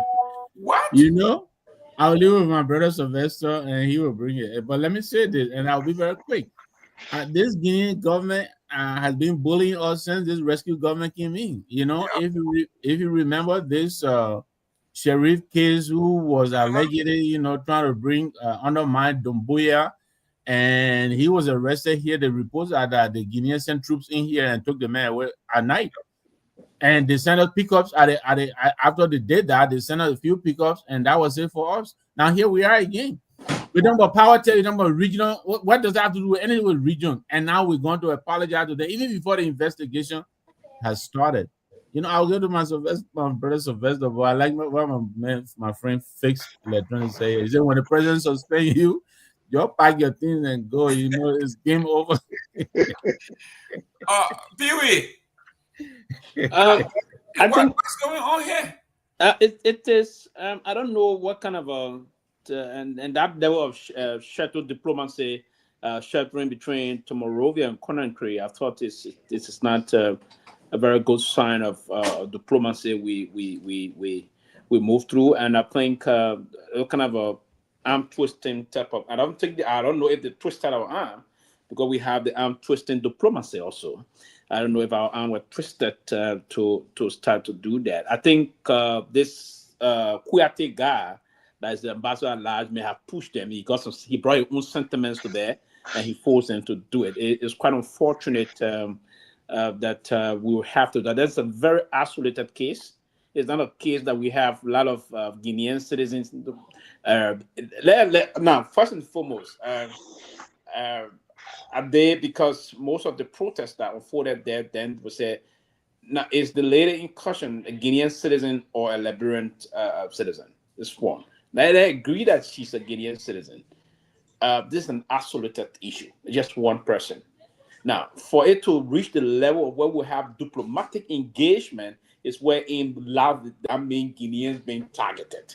And I think it is quite unfortunate the government will allow the Guinean to play them this way, or one individual seeking Guinean interest. And that's what Kouyaté, this ambassador here, is seeking. He tried to just make some news into Guinea. Listen, diplomacy, a lot of folks use diplomacy to get certain things for themselves. They tap into that to just get to the next government or thing, and who may not understand, because this is completely an isolated issue. And we just blow it out. We blew it out of proportion. It's an isolated issue given just one person engaging a law enforcement officer, and it went somehow bad. It didn't go good. And who orchestrated? She triggered this thing. She was the aggressor. The police officer may have disproportionately reacted, because the action was, I don't think it was disproportionate. I retract that. The police action were proportionate to the aggressive action. So, and he needed to neutralize whatsoever thing that the time unfolded. I don't know if this so-called ambassador Kouyaté informed the Guinean. I don't know why it came to that level. We have the embassy right in Monrovia. Why they couldn't engage? If the embassy concerned, they just do some explanation. I mean, this is to expose the government's own weakness in terms of defending the sovereignty of your state. You have to inform your Guinean counterpart. Nothing we did to target Guinean citizens. This is just an isolated issue that we could fix. If we investigate, and that's one of the reasons why I said the police chief himself, the entire government now exposed themselves to be incompetent in terms of how they handle these kind of matters. Because the way you want to portray this issue, if you don't deploy professionalism and put into place standard operational proceedings, you're going to mess the whole thing up. And if you mess the whole thing out, then you try to now subject yourself. This kind of actions of being a kind of a state that with this sovereign attitude is wrong. And you be a sovereign nation, and then you try to capitulate in the kind of a manner wherein there's no sign that you targeted a group of Guineans or you did this or you did that. I can remember there was a time Mr. Weah, President Weah, then sent a special emissary headed by the foreign minister at the time, D. Marshall Kemi. I was part of that delegation to Cote d'Ivoire when a group of Liberians, that's what time they said there was this issue about something unfolded in one of the barracks around Abidjan, and some Liberians were linked in trying to dethrone the Ivorian government then. When that unfolded, you have Ivorian security targeting Liberians in their numbers. So it was a need that the Liberian government, President Weah, sent a special delegation headed by the foreign minister, the national security advisor, and other national security team. We went into Abidjan for a week. During that representation, we met with President Ouattara, we met with the national security advisor. I was part of that delegation headed by my then boss, the foreign minister, Kimia. And that approach was meant to seek, and there where you do diplomatic intervention. You do diplomatic intervention when there's a sign that your citizens are being targeted. But in this kind of isolated matter, why do you fly to Conakry, Guinea, to tell the Guinean foreign government that you this, then you do this, then our own special envoy to the president is saying the Guinean taking this seriously. Yeah. Come on, he did that because he wanted to push the Liberian government. He wasn't convinced, and didn't listen. They didn't understand the sense of the diplomacy, the nature of the level of diplomacy there being played. You don't get involved in shuttle diplomacy in a kind of isolated matter. It was quite unfortunate, and I thought this to demean our country thing. If the policeman is wrong in the way he handles things, the professional standard will investigate. Will come out of that. That's an isolated matter. One person, he can be punished, and if there's any concern, the mission in the Guinean authority at the embassy in Liberia would now engage us to say, oh, we hold this, and then we can address that at the level of the foreign ministry, not to take a delegation into Conakry to be subjecting our officials and all of things. I learned that the ambassador, Honorable Foka Gizi, and that of the special envoy went on that trip. It's quite unfortunate that we have to embark on this kind of a waste of taxpayer money. Siddiqui, let's look at what's happening here. If you are in the United States and you resisted arrest in the Maryland area or in the DMV area, and they arrest you or they beat you because you resist arrest, will your ambassador call Donald Trump and say, there was a Liberian guy in that place that resisted arrest and you beat him?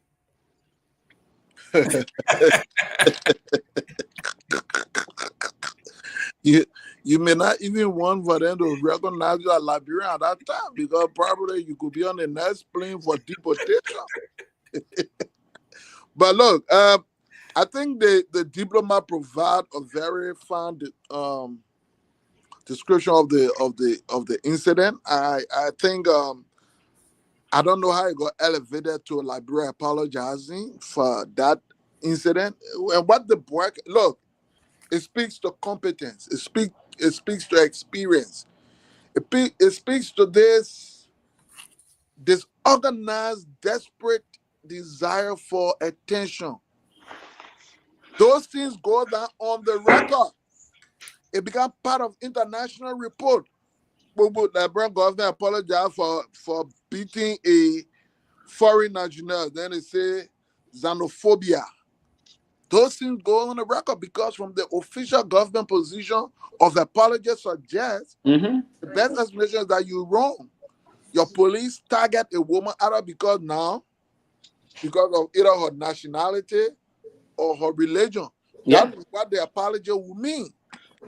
So sometimes but it just boils down to what I said earlier. We just don't see anything different. So I don't know whether that man would have gone because he's quoting the president of Liberia. So I would think he went with the blessing of the president. I would think so, considering that that's what the release says. Yeah, that he was conveying a message on there. So he went to apologize. His ticket, I'm sure, was paid for by the government of Liberia. Yeah, it's a 2-man dedication. When Kuyate, the special envoy, and our ambassador to Guinea Conakry, Ambassador Fokpa Gizi. So it's 2-man dedication went on to Sunday. This my guess on this one quickly, and I'm definitely correct if you want to talk to insider. Ambassador Kuyate may have gone to Mamaka and said, "Oh, we need to do the kind of land." And said, "Okay, you go ahead." Oh, then they probably call the foreign ministry. Oh, you're fan ticket for the people to go. Oh, you're going. They went on because let me rest of it. It's unfortunate on a serious note. How will you apologize for something? Absolutely, that one person killed. Do you know what the kind of thing that Liberia will go through in other countries? Do you know the amount of the foreign ministry, how many Liberians sometimes got killed in places of Algeria and other areas? Right, they don't take it. We have to push. Do you know the kind of thing Liberians will go through, and those government don't even tend to even call to say they're sending somebody? Or he calls somebody. Do you know the reason why President we have to send Myean, head of that delegation, went to Abidjan? We're in Abidjan for 1 week. Myean had to do shut diplomacy there, and he was very excellent on the way he engaged. And Liberians appreciate that because we were being targeted at the time. And now 1, and now 2, and now 10, and now 5. Hundreds of Liberians in different parts of Abidjan, particularly close to that barrack. But let me ask you, don't you think if the Guinea ambassador responds according to the release that they were taking that matter serious, then it would suggest that they might have then been prepared to start attacking Liberians who live in that part of the country. But if our government cannot apologize, it would suggest to me that the people who came on the street to protest, then they were right. Because the government is saying they were wrong.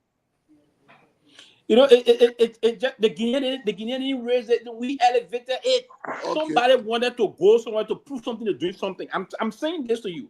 This special envoy, he elevated this thing. I'm saying this, trust me, right? And eventually, and we're saying this today, you'll hear other story about this case. Okay. He elevated this. He will start to investigate. What's the envoy's name again? I'll send it to you. Koyate? Yeah, the man contested to be senator before. Koyate, that's my man. He ran for president. He ran for president. He ran for president twice.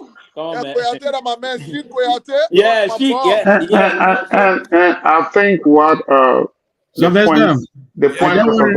I'm coming, Jason. I just want to know: is it the suit the minister of wearing when you went with him? Why you answering that to what?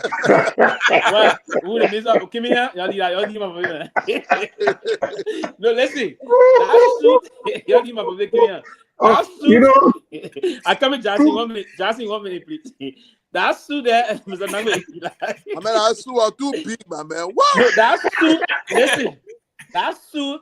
Give me what that suit during the inauguration of George Weah. Oversized suit. Yeah, and that's true. But they asked, Myean went for confirmation when Ambassador Myean went for confirmation for the UN position. Yeah. One of the senators asked the same question. I think it was what the senator for Bonko. I was going to do. Yeah, the senator asked the person, diplomacy is a culture too, and our culture is our dress.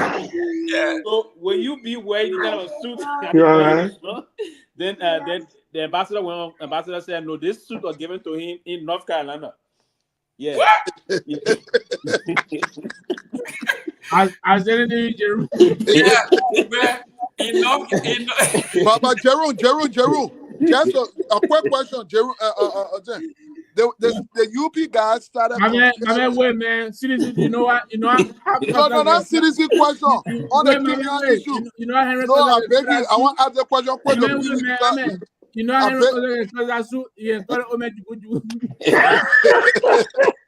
So Pewee. Yeah.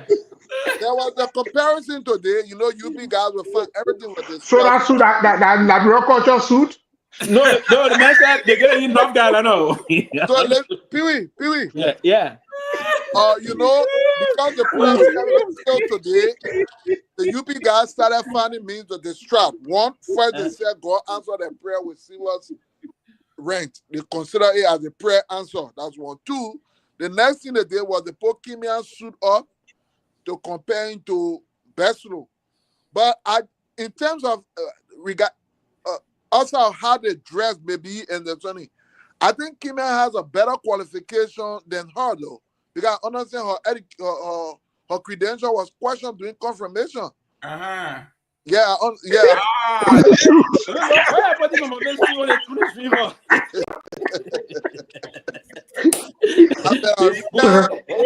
an East African scholar. That Market Jazzy.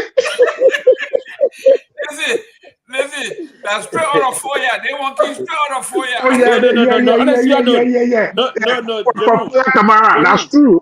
No, that man's an East African scholar, my man. Don't put from the East. And they say we shouldn't discuss. I don't think we should discuss his qualification with that of Sarah Beslo Nyanti. Why? Oh no. That's an issue this guy way qualified than you Sarah. know that man qualification? This man way qualified than Sarah. No, he wasn't. What? He's smart. Sarah, what is his qualification? Oh no, we don't even go there. We don't want to go there. I know you want to protect your southern girl, but she got no. No. But what is his qualification? Let's be honest. Okay. Myean myself was in the math department before the Civil War. What is his qualification? I come in. At the University of Liberia, we're in the math department. He graduated. You could be fired. No. The question is, what is his qualification? So he graduated from the University of Liberia with a degree in mathematics. And then he moved to the Makerere University. He got a master's in regional planning, and then thereabout he got different kind of UN. Not UN project representation, but he went to the University of Makerere, the university in Uganda. I think it's Makerere University. That way I can't really pinpoint that, but yeah, he holds a master. Siddiqui has it. Siddiqui, go ahead, bring us up to speed on his vitae. That man be talking getting it. Yeah, and he holds a master. No, but he's a very. So what is the difference from that of Sarah Beslo? The difference. Just up at the top of my finger, he has two bachelor's degree and a master's degree. Bachelor degree in what else? No.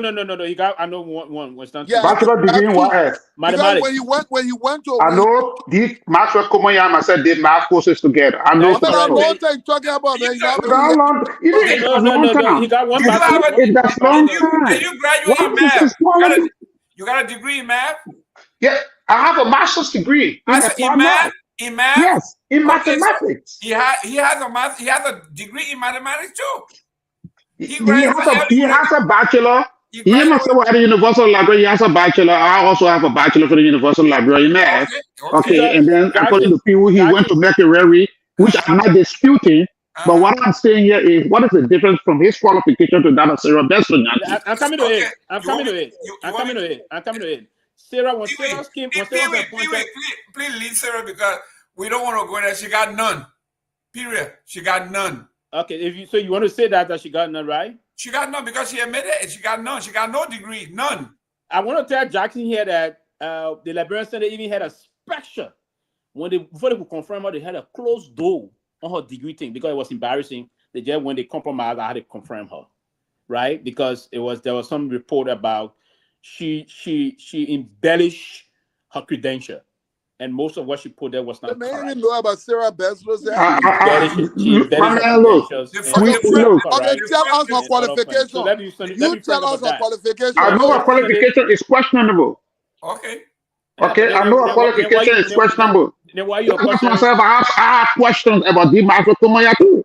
Oh, No, no. he But you said you're the man graduated from math. So let you put on the minimum. Let's take the minimum. He went to the University of Liberia. You as a classmate cannot vote. Sarah cannot.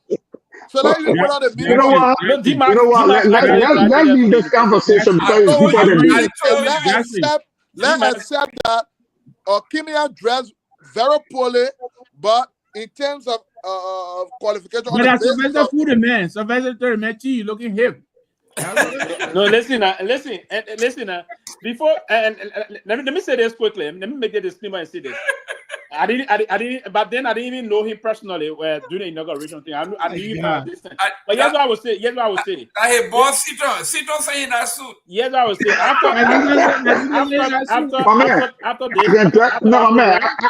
To be honest, if I was buying a suit for Melody Master Kumuya, if he wears that suit everywhere you go, people will comment him. I can buy that kind of suit for him. After the inauguration program, when he got appointed as Deputy Minister for Administration, I never saw him with any other kind of a suit near that size now. Honestly, I know myself, the first day I saw that thing that they were drinking, they started almost went in my head. Right? So when I saw it, I thought, yeah, honestly, we are in that suit trend. It was trending. Oh yeah, for that. Yeah. It took the whole show right after inauguration. I don't know who kept it that day, but it's anybody see you're sending up. Listen, so, do we have like a museum where we can put? Give her your bagger. Yes, we need a museum for that. 100 years from now, that suit you can't pay for it. He said that he received that suit from North Carolina. He did a visit before when he was president of the Liberia Business Association. Oh, somebody give it to him. You should have gone to the suit. North Carolina, there were the plantations like that. He still the plantation. You should have gone to the suit. Yeah, they came for the plantation. He said, I don't know. Yeah, you should have altered the story. So I told you, give me 2 BSc.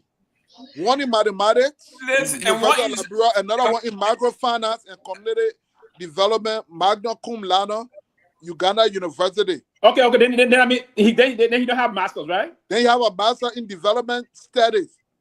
So, from where? Oh no, Uganda as well. I remember somewhere you got a 3rd degree in suit. Okay. But I knew that he got a 3rd degree in suit. So he has 2 bachelors and a master. Listen, guys. No, but he's a smart man, right? Don't you want when he says Sarah and Kimia is a very smart man. He's just like a dress like a pimp. That's all that meant. He's a smart man. Yeah, he likes to dress like that. But beyond the suit, he likes to wear part of Gucci and Louis Vuitton. I mean, foreign minister. Foreign minister will be conservative. Flamboyancy. That's flamboyancy. He's a flamboyant guy. Even if the casual to wear the coat and suit, but diplomacy comes from flamboyancy. You know what? The great Gina used to tell us? You can't overdress. For example, you wear a nice coat suit with a tie. Then you take a hell of a coat and put it over the coat suit. You are overdressed. No, but in how will you wear a coat suit with a nice boat and with a nice tie? You're looking all sharp up. Then you take a hell of a coat and put it over the suit.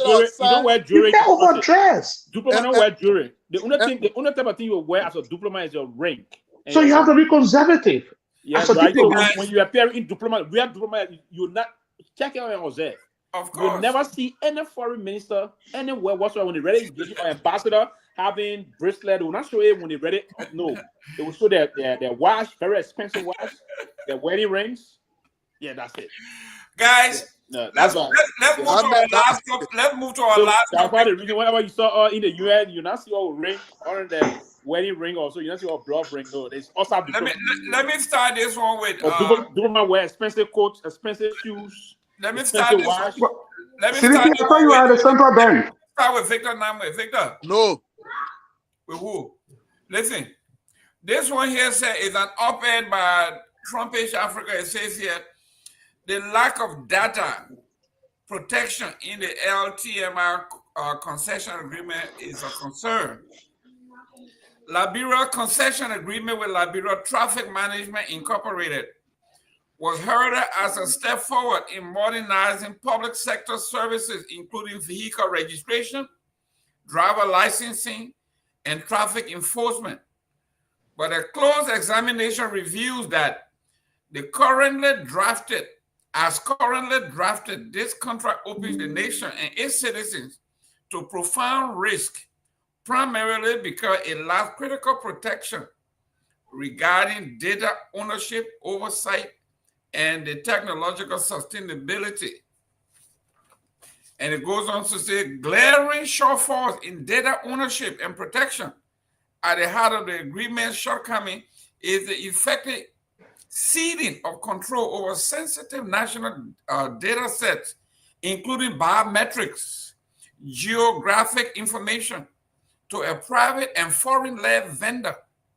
Nowhere does this contract explicitly state that all data generated remains the exclusive property of the government of Liberia, nor does it establish ironclad requirement for local data storage or a guarantee of data repatriation. Victor, this is serious. Yeah, I don't even know where to begin from, Jerome. I mean, look, we've talked about this LMTI thing for quite a while. I don't even know, why it hasn't been pulled. But I'm just happy that I think some of the lawmakers have themselves raised an alarm. I mean, this pretty much everything that is wrong with that, including what you're saying, national security and all of that. Taking people's sensitive data and giving it to foreign nationals. And like you're saying, there is nothing there that will compel them to protect the data. That not only that, usurping the statutory authority of the Ministry of Transport. Employees have come out in the streets and complained about this. So I'm only hoping that this thing doesn't go through. But again, as with almost everything, there are higher ups in government who we understand, have interest in this. The police director name comes up a lot, the IG. What puzzles me in all this is the MIA, the missing action of the Minister of Transport. I don't hear him say, I don't even know where he is in this matter. I don't know where he stands on it. But from all that we've read about this, including some of the reporting we've seen about this should not happen, and I hope it doesn't. Mr. Theta, it says here, there are no requirements from the government for training government staff to manage or operate vital system, no contingency for revision of technical assets or knowledge in the events of contract termination, no money requirement or for inscription, cybersecurity standard, or breach notification. This not only make the government dependent on LTI for the day-to-day public digital services, but also risk. Hey guys, hey, young man, please. It's Sidiki. Okay, Honorable Seaton here. This not only makes the government depend on LTMI for day-to-day public digital services, but also risk creating permanent vendor lock-in with spiraling costs, limited system adaptability, and hamstring national cybersecurity. It's a concrete risk for Liberian citizens. Personal data, driver's license, vehicle data could be accessed, misused, or sold privately or to foreign actors without citizen knowledge and consent. There is no guarantee of notification or remedy if a data breach exposes individual sensitive information. National security and civil rights are left dangerously exposed as neither government nor citizens can properly control or monitor the usage of their own data. The path is this. I mean, it just goes on and on. This is serious. Mr. Pewee, you could be driving in Washington, D.C., and there's another Pewee in New Jersey. Oh, Jesus. You are muted. We got see that you go ahead. You go ahead, Pewee, and I will comment Go after ahead, you. go ahead, Chief. You know, again, my friend Victor said it, Mr. Nawi said it succinctly. We have been saying this thing over and over in so many different fashions, and yet instead, the folks in Liberia are not heeding our calls to exercise due diligence when they are awarding contracts for that matter. What is the national interest? Is it contract in the national interest of Liberia, or is it in the interest of few people who wants to get rich quickly? You're giving a 25-year contract to a company that is going to take over the entire database of Liberians. Where are the safeguards? There are no safeguards. People's data could be compromised, and who will hold LTM accountable? Where is the system in place to hold them accountable in case of data breaches? Where is the system that is put in place to make sure that the people information are kept confidential? So I don't understand how folks in Liberia are operating. Maybe they are doing it, and we all know that they are doing it for their own self-aggrandizement, not for the good of Liberia. Why would you give a contract to a company for 25 years without no period of revision? Where is the track record of this company?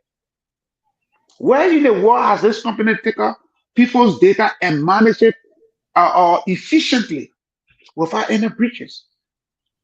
I mean, Liberia, you see, look, we say it, Liberia is the only country in the sub-region. We continue to do the same thing over and over. I think Siddiqui said it. We continue to do the same thing over and over with different actors, but yet and still we want different results. How does that happen? How?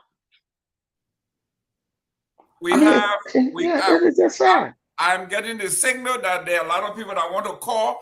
So before we go, guys, let us go to the line and hear what the folks are saying on the ground. Maybe the people from Barabo will be calling from the St. Thomas Catholic Church while they are praying. Myean, open the line. Let's see. Let me see. I think in addition, before the mayor come in, I think the Barabo get wear BB too. Okay, so one of my Barabo boys right here, Charles Guar, he's watching. He said from Bridge Community all the way Liberia. Thanks for tuning in, Charlie. Yeah, Bridge Community Liberia. We got Macro. We said thank you for the show. Yeah. Martin Willie said some of us are watching, but the cartoon pushing can't allow us to make comment. Okay, it's all right. Keep pushing your cartoon, my brother.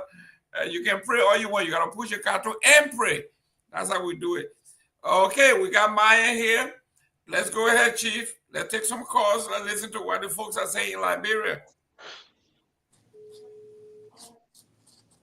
Okay, so if you want to make your contribution, you can put your calls in 07776 9986 plus 231 07776 9986 to be a part of the closing argument tonight. We've been receiving some calls. Selecting this first call. Please don't beep us. Just call us directly. Don't beep us because we will not call you back. Selecting this caller. Hello, caller. Your name? Where do you call from? Yeah, your name. Yeah, please be audible. You say your name again. Okay, make your point. All right, I really admire the show and I like the argument. Okay, for the onset, there was a comparison made as to where Kehleboe Gongloe is going to move the country, how we have to fear the two. I like the point you guys compare my best Louis or Mr. Kimia. Okay, and Kimia is of no use because he came to the disco with nothing to prove. And he has not doing anything for Garguah. So they go right now, he has become bare about the church we are going fall into criminal act. And there's no, according to some panelists said, she doesn't have nothing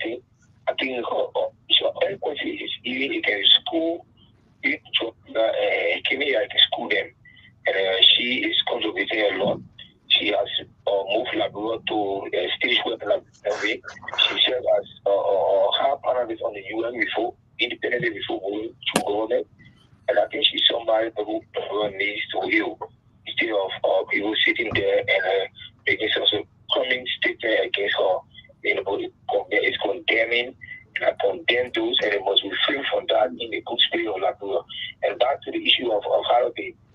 And I don't know who advised the president to put today on a holiday. I didn't see any need for that.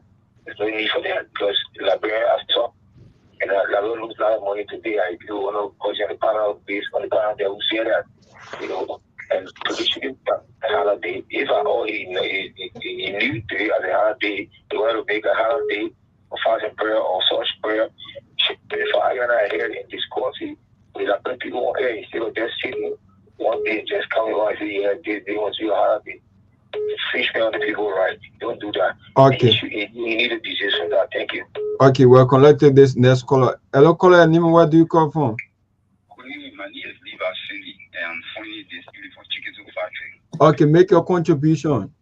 Well, thank you. Well, for the issue of the fast and prayer, you know, the old man is making mockery out of himself, say that God. What does that mean? The old man told us the entire war that he was dancing with the devil to come to the presidency. You know, as an elderly person, nowhere in the world, somebody will say, you can't seek the face of God, you can't. But for him, he was seeking the face of the devil. He seek the face of the devil. If I were him at the time, I would have said to myself, oh Lord, let's fast and pray and seek the face of God so we can be elected as president. But for him, because he was too passionate for the presidency, so he was dancing with the devil. This is the result we are getting now. You dancing with the devil, so the devil is working there. My brother, you must say, yeah, we know what's going on. Exactly. Just pass that down because the old man danced with the devil. What he did last time was mockery again. You have your wedding anniversary. Me, I was 54-year-old. Since I was 1 year to the back, I celebrated a birthday, wedding. It's just because of the 2 years now, we got to know all of those things. They were all over there dead, drunk last night. Then 12 o'clock fast and press on start. Then they were all over drinking, eating, and making mockery all of God. No, we the poor people now, we don't want to suffer. You say, but God get nothing to suffer on now because every morning his table is filled, afternoon is filled. He's not hungry again. He's not begging to start again. So he not even cares for us. But this is the result you can get when you don't listen and make the right decision. Those 17,000 are voted for the women, the poor, in complete calamity. This is what we get in the country. Thank you for following the time, brother. Okay, you're welcome. Selected this next caller here. 07764 9986 077. The lines basic tonight. So hello, Yeah, go ahead. Stay take over more monitor. calls. Take more calls. Okay. Good evening to you. I'm PMB Wuse, and I do join from my comfortable community GSA room. Okay, make your contribution tonight. Thank you for all that you have said when it comes to comparative analysis.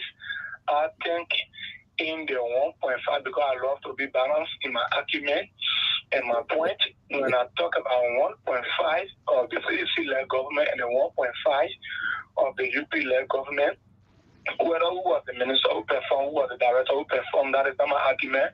But given 1.5, I think the George Weah-led government did well in a 1.5 because in a 1.5, they were able to build the 2 community road, the 14 military hospital, free tuition policy, paying YC, and also paving some of the road in rehab. But in President Joseph Nima Bwaka 1.5, I think road rehabilitation, that was all. Even the 10,000 young people they wanted to train for RCD program, it did not go anywhere, and the program came to an end, for which Adura Kamara is suspended today and removed from a position because that money was mismanaged. I think the first minister collected money from Liberia to go abroad to learn, and nothing happened. Even the arrest agenda, the agriculture, nothing much is going on. The rule of law are being violated. Even the rules, no rule are being paid so far. Only rehabilitation still going on. Education, nothing is going on. And health sector, the sanitation, nothing. Then lastly, I would like to end on the issue about National Prayer Day.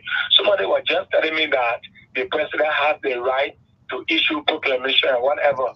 National holidays are documented. It is not a policy statement to say today, let there be free tuition to Cotton University. No. The issue of national holiday. National holiday, we already have fast and prayer in April.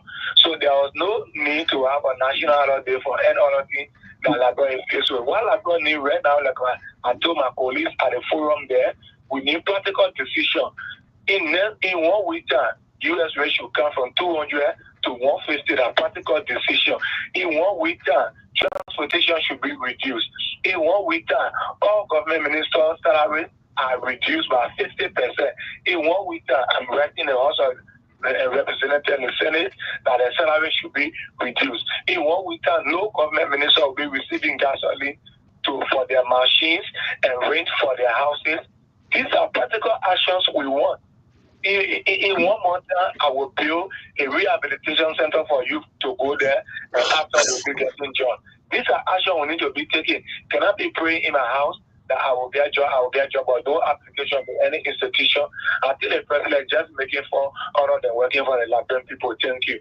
Okay, welcome. So 0777 Excellent. 649986 0777 649986. So if you've been calling, the line is jamming, so you just have to call back 0777 649986 here.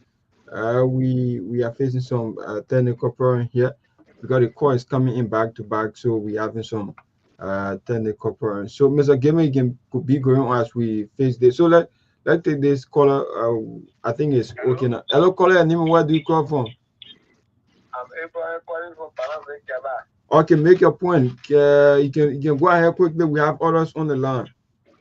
Yeah, actually the president is not very serious because you the head of the state, you telling people say you gotta go and pray there. You're not really willing to associate or fellowship with all. Look at that. Talk about the former president. You're not speaking to the former president. Then you come in or you telling people say you gotta go and reunite the country. If we are the country will continue to be here, then definitely we are not sure we're better here. The president making for all. Okay, thank you. Let's take this next caller. Hello, caller. Please stay away from a monitor. Wow, you cannot do this to us. 0777 649986. Let's take this caller. Hello, caller. Nima, where do you call from? My name is Emmanuel Guar, and I call from Myean. Okay, make your point. What I have to say is that if this government can keep protest because the other government have failed do that in that voting for me at the least. Yeah, you feel because it's first time before you could get into power in the United States, you never fulfilled anything with the United States, nothing you did. And up to now, it's still promising. They are just working hard to get put it into place, but their strength is getting weaker. We hope and see the next time. John will come back because the Lord will show. I'm a young prophet. The Lord will show that John is a dealer, our form, for the bosom of God. So thank you. Okay, welcome. Selected this next caller. Hello, caller. Name, where do you call from? Please go straight to the point. I'm calling from Bombardé. Okay, make your point. Your name. My name is Maurice. Okay, go ahead. Yeah, the country of your good economic and approval of President George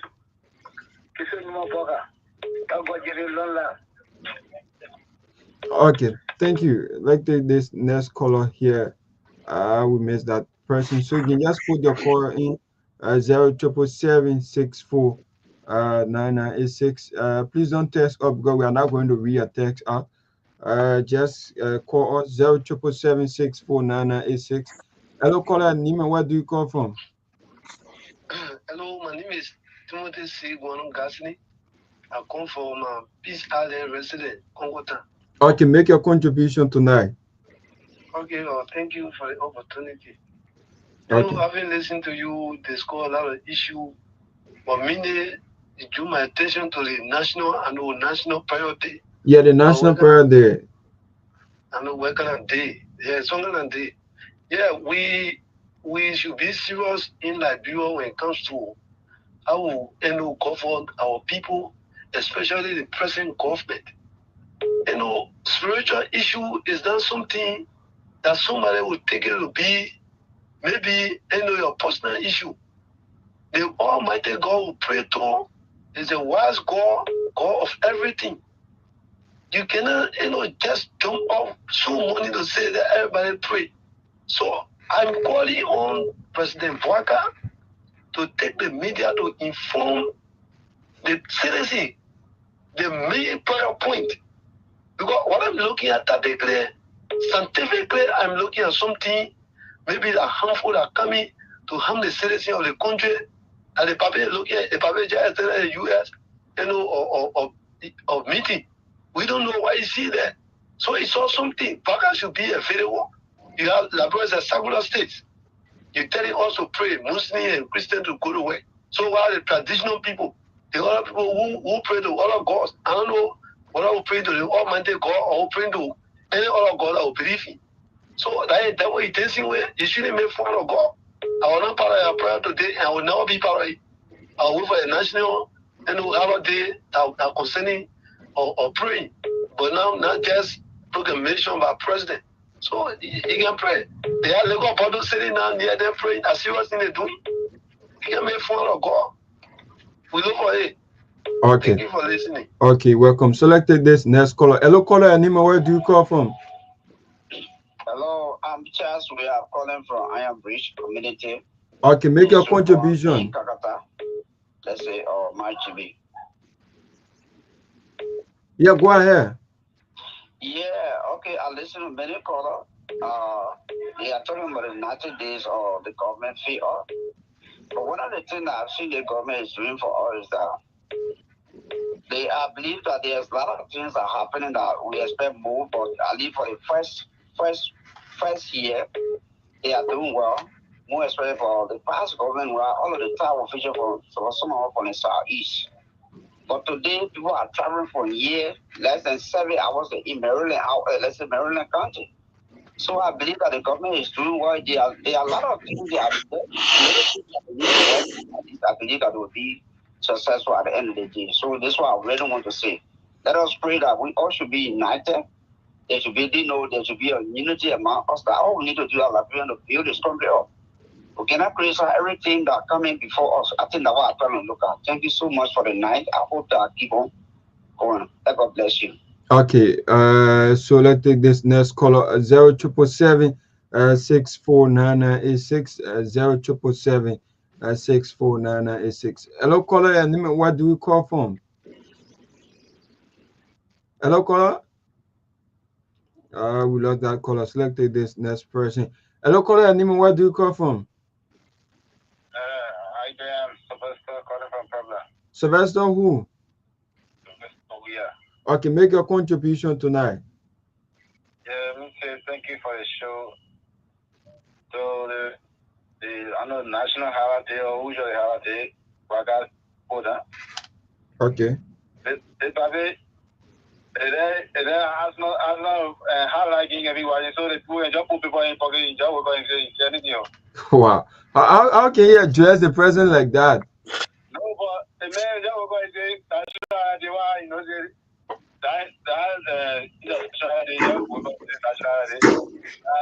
I would advance design the people and job in a busy people and put people in time we're going to say yeah. We go to the Okay. Okay, you're welcome.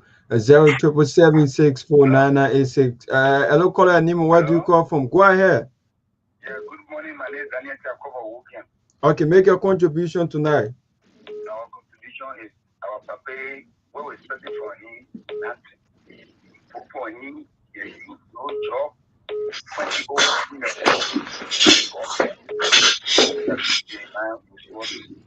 Okay, welcome. Let's take this next caller. Go ahead, your name and where do you call from? Hello? Yeah, go ahead, your name and where do you call from? Yeah, I'm George calling from Kingsbury. Okay, make your point. Yeah, you know what?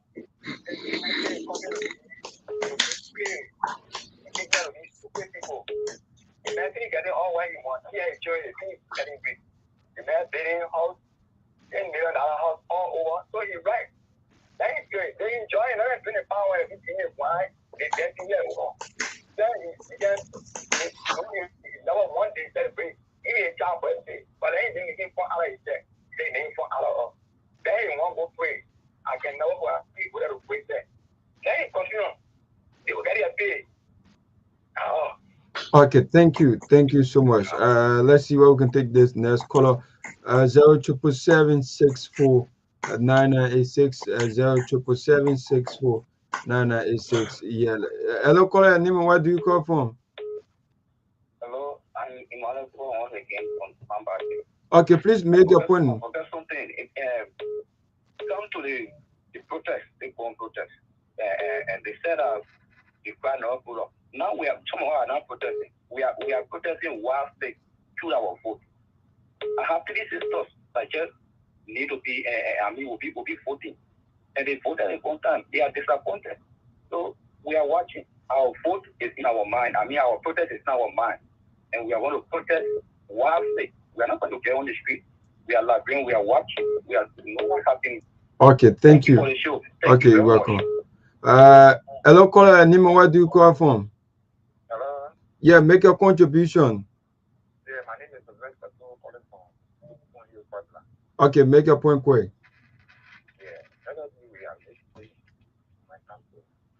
Please be audible so our panelists can hear you. Yeah, what I'm saying is that we need to be realistic.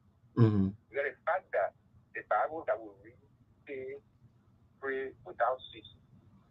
So if a man sees something and asks the citizen to pray alone, and that's something to make mockery out of. This government, from other government that came to being, this government is trying to put Liberia on the world map. But others are seeing it to be like an political talk. They don't want to see the fact, but just want to see the political side.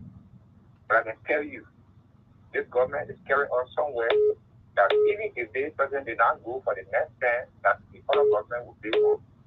Thank you. Okay, welcome. 07776499986. Hello, caller. Nima, where do you call from? Yeah, this is Myean from number 7. Okay, make your point. You are the first lady tonight. Yes, you know why? We Liberians know how to criticize, but when they put us there,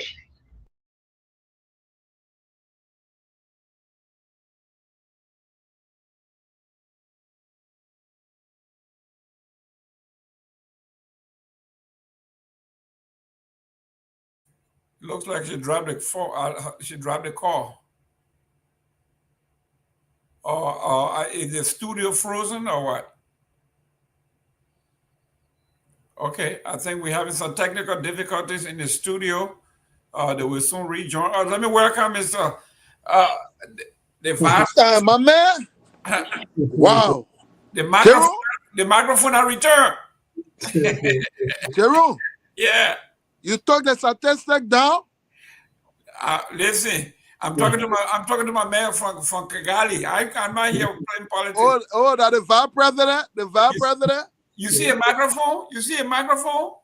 The microphone I return. The microphone I return.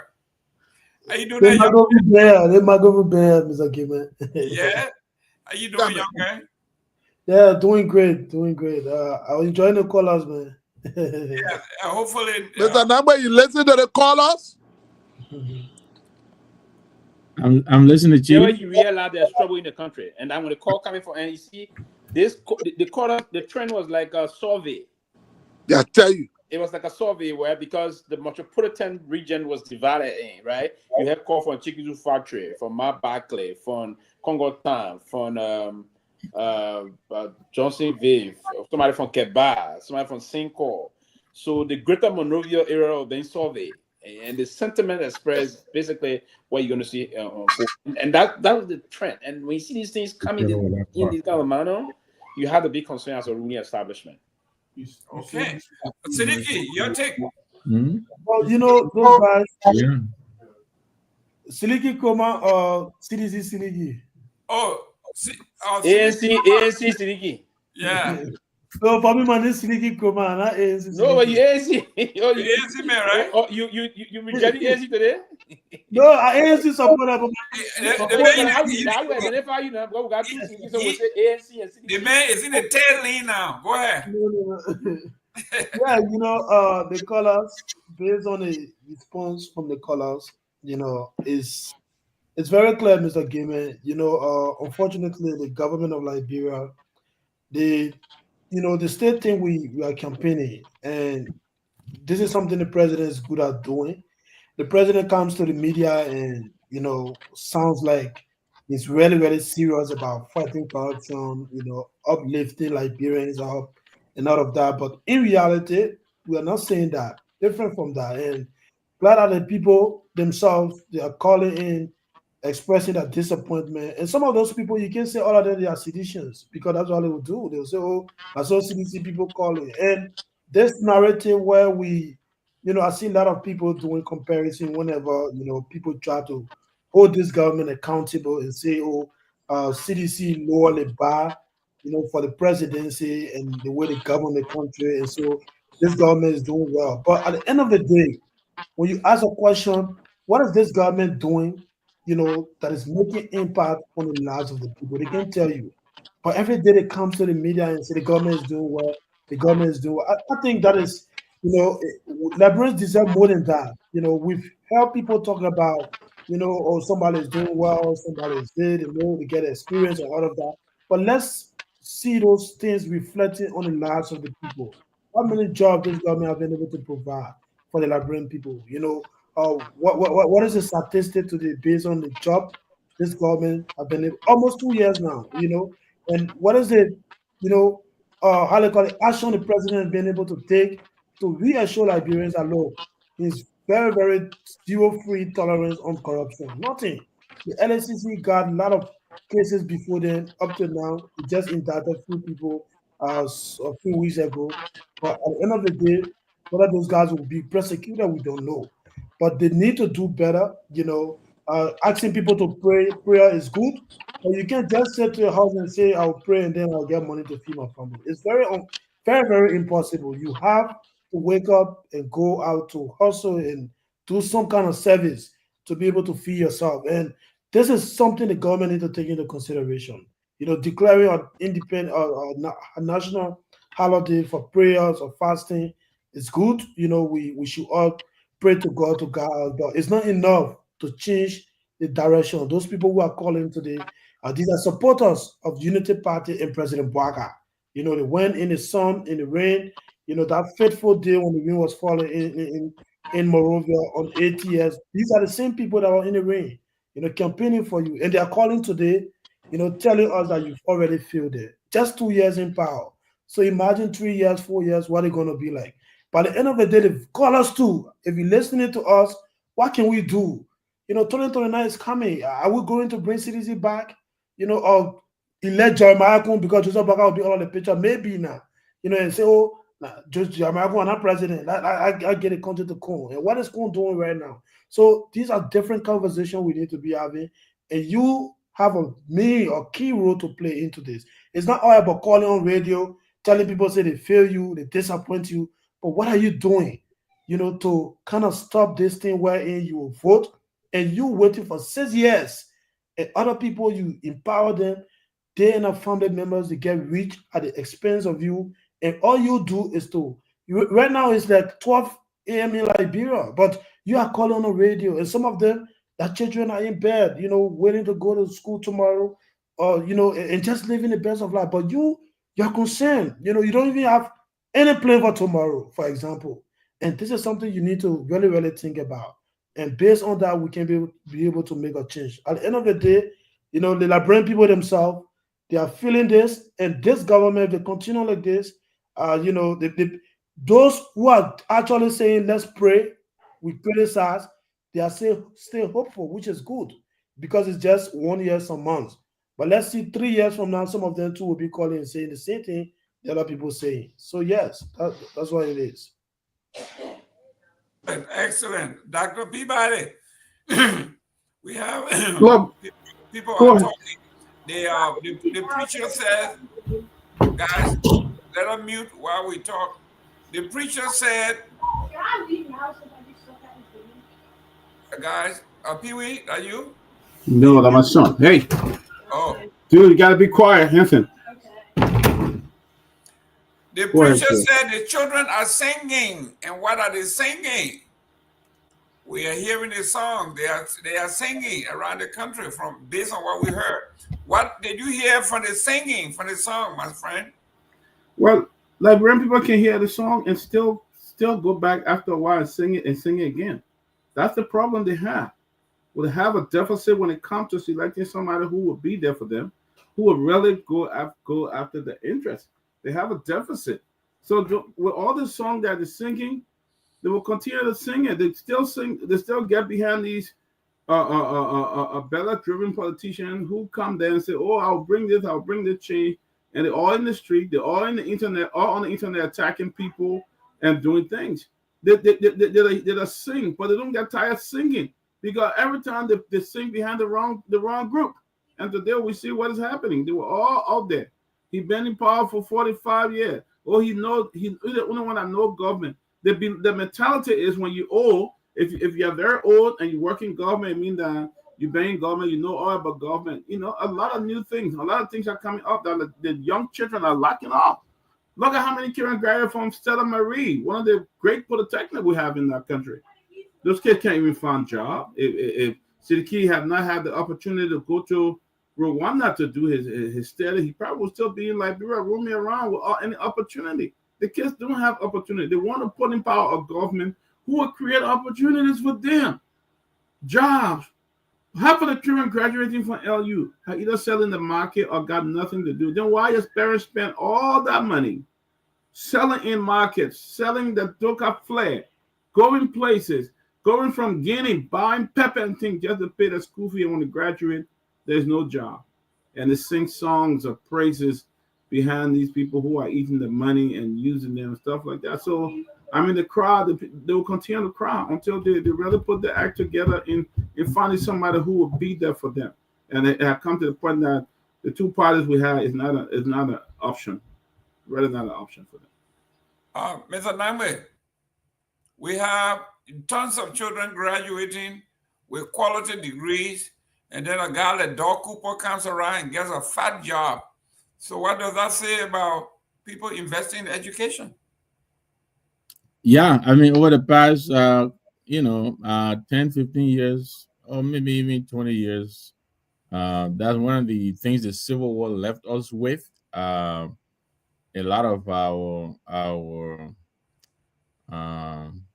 leaders, our role models, a lot of them don't put that much emphasis on education, to the point where people are beginning to even challenge the whole concept of education in Liberia. I mean, they see a lot of people who didn't necessarily go through the rigors of formal education, and they seem to be quote unquote making it, But yeah, that notion is untenable. It does not survive the future. I can tell anybody. Education, as we all know, is a great equalizer. It opens doors for you in and out of Liberia. You need that. And so I will encourage our children to go to school. Yes, a few may make it today, but that's not the normal. The normal is you go to school, and you get yourself educated, and you stand on your own 2 feet. But the colors are also making a salient point. We've said it over and over. There is a lot that this government should be doing. It's just so much mismatch between the expectation and what this government is doing. It's very difficult to understand what is happening. I mean, every day we come here, we point out some of the things. Look at the fast and prayer day. You can tell that this thing was not well thought out, was not well coordinated. Many people didn't plan for it because it was sprung on us as a surprise, and so your party calling you now to go. Absolutely, you're right. That was a CMC call, but I will get to it in a moment. And so, but yeah, we, people went out today. I hope, we all pray for Liberia. That was a call from Ahmed anyway. we pray for Liberia today, and we continue to pray. I'm not one of those who says, this government should fail only because I want to be given a chance. Because I think when they succeed, the country succeeds, and so I want them to do well. But they're making it so difficult. For I don't know. Maybe I'm being oversimplistic, but it's just the basic things. Every little basic routine thing. It looks like they're doing it the opposite way. So we'll pray that they will find a way. This Thanksgiving, yeah. I mean, Dr. Peabody, who is prelate on here, he's already indicated his perception from, I believe, from talking to his colleagues on the ground. The churches were virtually empty because the day was preceded by a lot of merrymaking on the president's 53rd anniversary, as he should celebrate. Then why do you then declare a fast and prayer day? Right after that day, it just defeats the whole purpose. But God bless Liberia. Honorable Pewee, we have the fast and prayer. We had everything going. We are talking about these issues. General, I'm really sorry. Quick shout out, my friend, the former superintendent of The Liberia Barabo Team. man, I see you talking. I know Barabo is in the house. Hey, That's a Mr. River Barabo Team. man, the next time I come to Liberia, I want to see my tabadu. You better cook that Okay. tabadu. Listen, right.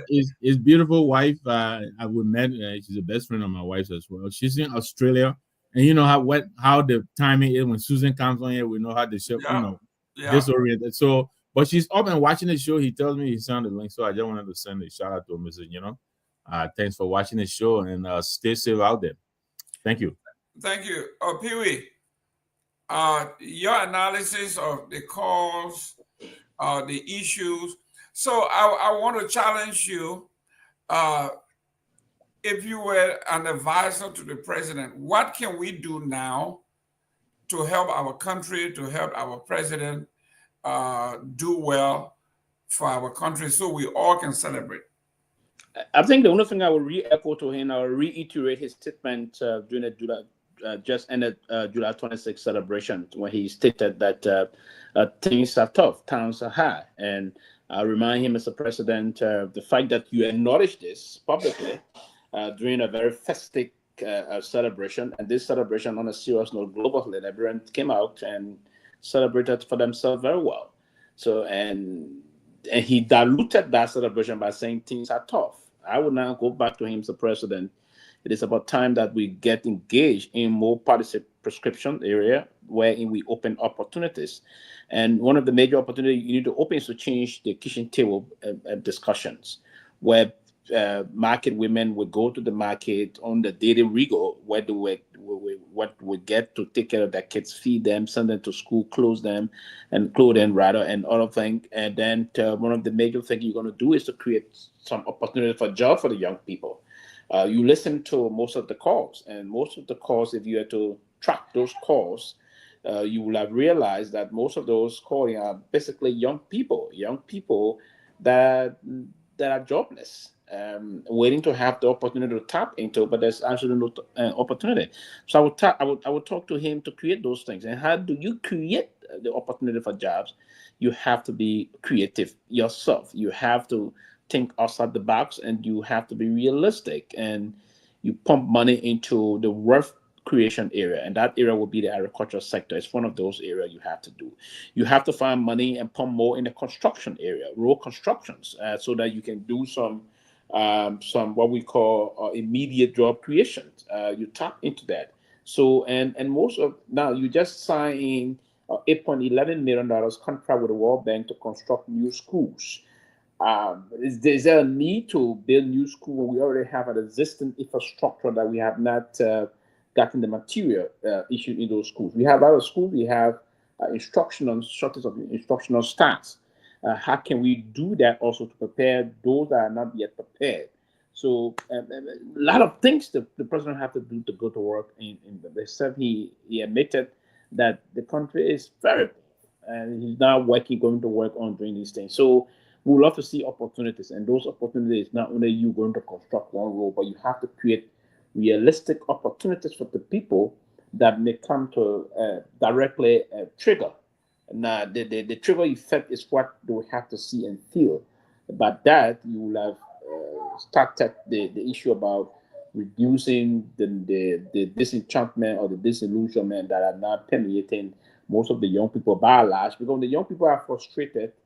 The parents basically will be frustrated if the parents cannot do what is necessary, and then they will trickle down to the young people.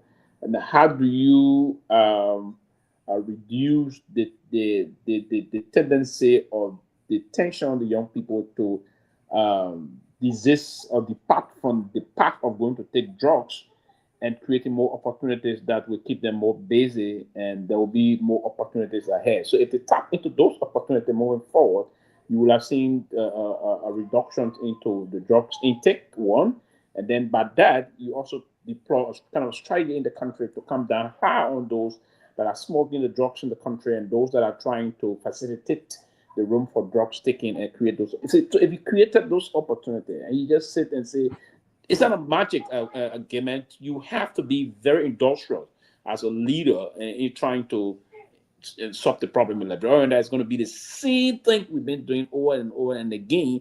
And then we should expect new solution? No, there's going to be no new outcome here. So if I were sitting across the table with the president immediately after this celebration, while he's taking his wine, and then I would say to him, Mr. President, why we celebrate? Taking his what?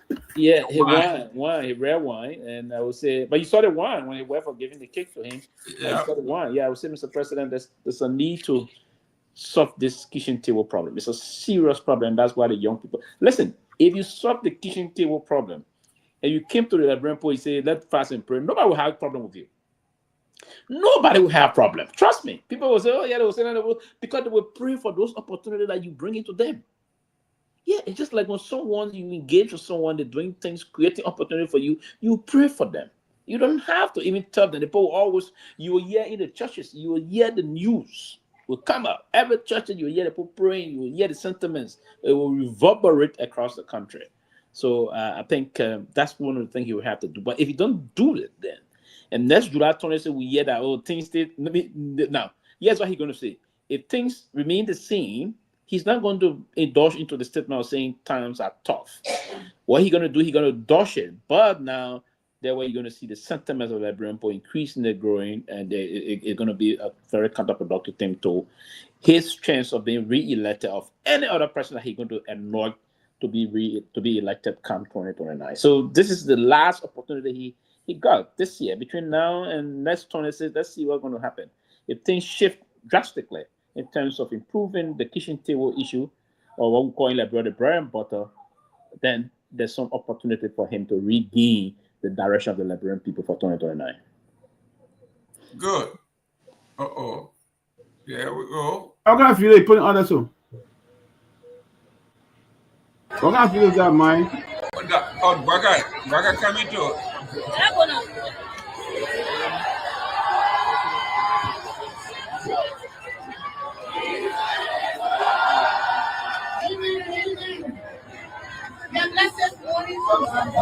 This is the video that the president want to speak to the people that are praying. Want to speak.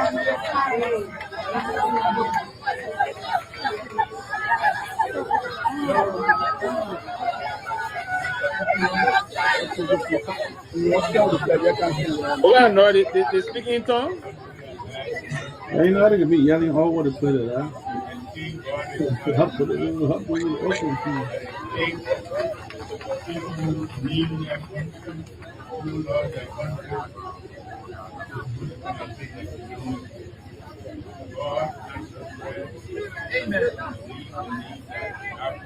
The president speaking over and saying you're the president. The last speaker ain't like you can even hear him.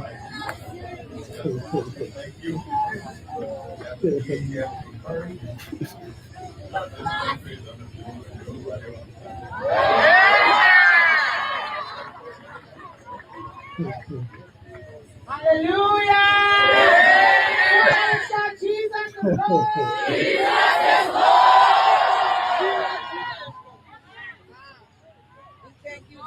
Amen. We are going to pray for the president. We are going to pray for him from the end. Yes. And God has given us different prophecies. And one of the prophecies that God gave us 2023, when we were praying and doing the program of Sang a Song, they said the glory has returned. And everything we see in Liberia today is just what God wants to do. We are assured that Mr. President, what is happening in Liberia is not because of what you want to do, but because God has interest in the nation. So we're praying for you. We prayed and God united you, and today we are going to pray that God will sustain you.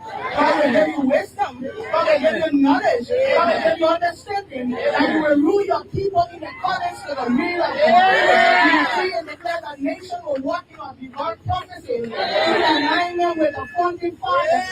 We decree and declare the nation will walk in righteousness and holiness. We pray for strength, oh God, in the name of Jesus. You will keep you strong. You will keep you strong in the name of Jesus. Well, talking about, I think Pewee was the one that mentioned about the drug issue, but this is the headline in the papers today. It says, Presidential Steering Committee on Drug Boycott Senate Hearing. I wanted to mention that I'm glad we're going to it. I was so hurt by that, Jerome, but go ahead, introduce it. Let's yes, it says, several high-ranking members of the National Multi-Sectoral Steering Committee tasked with combating illicit drugs in Liberia have come under fire after failing to appear before the Senate to present a progress report on the national response to drug abuse, including challenges and achievements up to date. The committee, which was established by President Joseph Walker following his declaration of drugs and substance abuse a national public health emergency in 2024, was expected to appear before the Liberian Senate last week. However, despite being in the country, the minister designate to lead the fight against drugs failed to attend the section. Chaired by Minister of Health and co-chaired by the Minister of Justice, the committee includes representatives from Ministry of Youth and Sports, Gender, Children and Social Protection, Education, Finance, Planning and Development, and the Liberian Drug Enforcement Agency, LGA. Those absent include the Health Minister. Can you imagine? The Health Minister. The Health Minister. Jerry, I will join you guys tomorrow. I had to run somewhere quick. Yes, Luis Cotto. Thank you, Mr. Let's have a good one. The Justice Minister himself, Oswald Tuer. Gender Minister, Wema Horace Colley. Education Minister, Jato Jala. Finance Minister, Augusta. Everybody. The DEA Director, Anthony Stewart. Everybody. Nobody show. No show. And this committee was set up since last year, Jerome. Yes.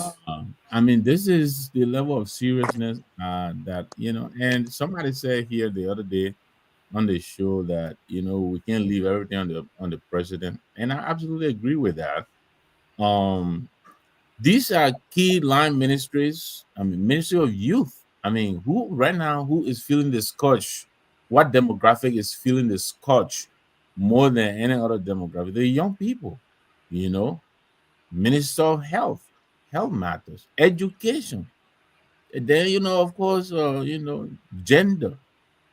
And all these people are going to report in the country, but they send their deputies, And I'm glad that, the Senate, they start to really, stiffen their spine and do some good for the country.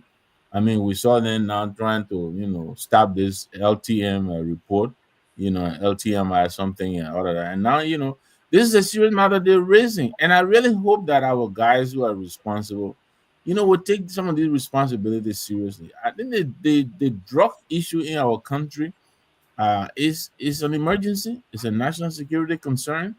And I'm really encouraging all of our brothers and sisters who are in position of authority to really please do the best they can to help our young people. All these people, LDE, all these people, we can. I think there's a lot we can do together, but this doesn't speak well. I read it today and I forgot I was going to mention, so we'll talk about it briefly. I'm glad you lifted it. You know, I hope they will come back next time, come prepare. It tells you they practically have not done anything. They've been in existence for over a year. Over a year. But anyway, I'll pass it on. You know, I mean, yeah, I mean, we in America here, it says committee room is where topics and issues go to die. Right. When you hear the president putting together a committee, it's a dead issue. You have these ministers, you have these ministries that are supposed to deal with these issues. You don't even need to put the LDEA on a committee because that's his job. That's his job. That's the right. Ministry of Health, the people are dying in the street. That's her job. Yeah. The young people who are dying, they're supposed to be in school. The Minister of Education is there. The people who are importing the drug, that is just the minister. So all of these people, they decided they will not show they care nothing. Your take on it, you're a young man. You know, this issue about this drugs, you know, the increase of drugs substance in Liberia is it's a very, very serious issue. And I see a group of non-political actors coming together to do a protest. You know, I don't know, say they have that same, I just forget about the slogan, but they are planning something big in the country, you know, to put an end to, you know, the use of jaws and all of that. But you know, Mr. Nambe says something that we can put everything on the president, which is right.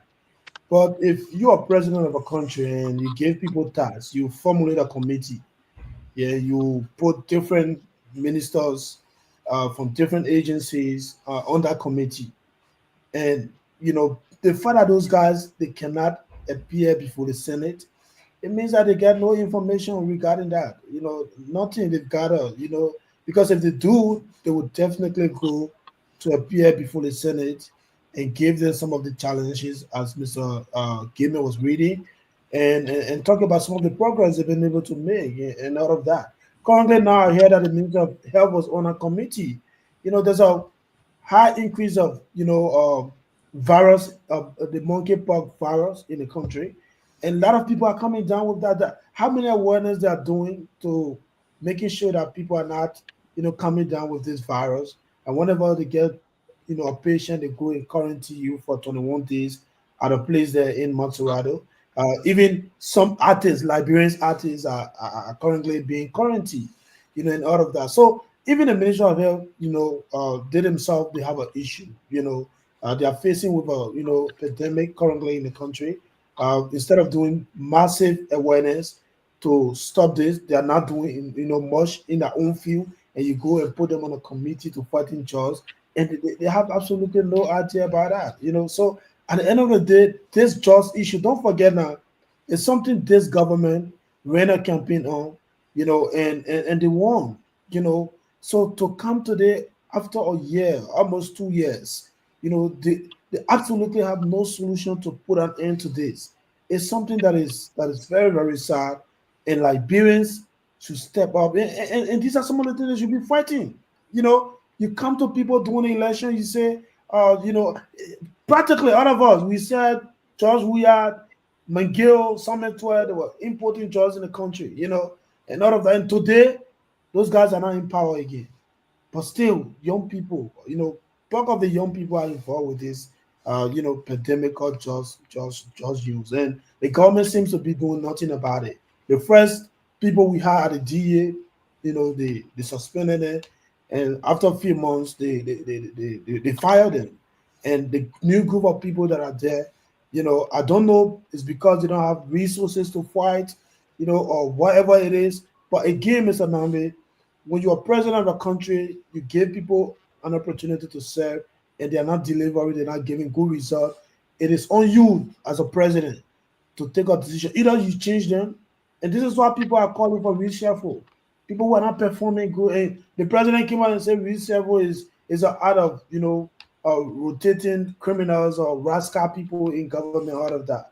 But he said those things to make himself look good, but it's not coming from his heart. This is where a lot of Liberians are disappointed, and the president should do something about this, because every family in Liberia, one way or the other, you are some way, you know, affected by this job. If you don't know someone who is into this addiction, you know a friend that is somehow related to somebody that is in this addiction.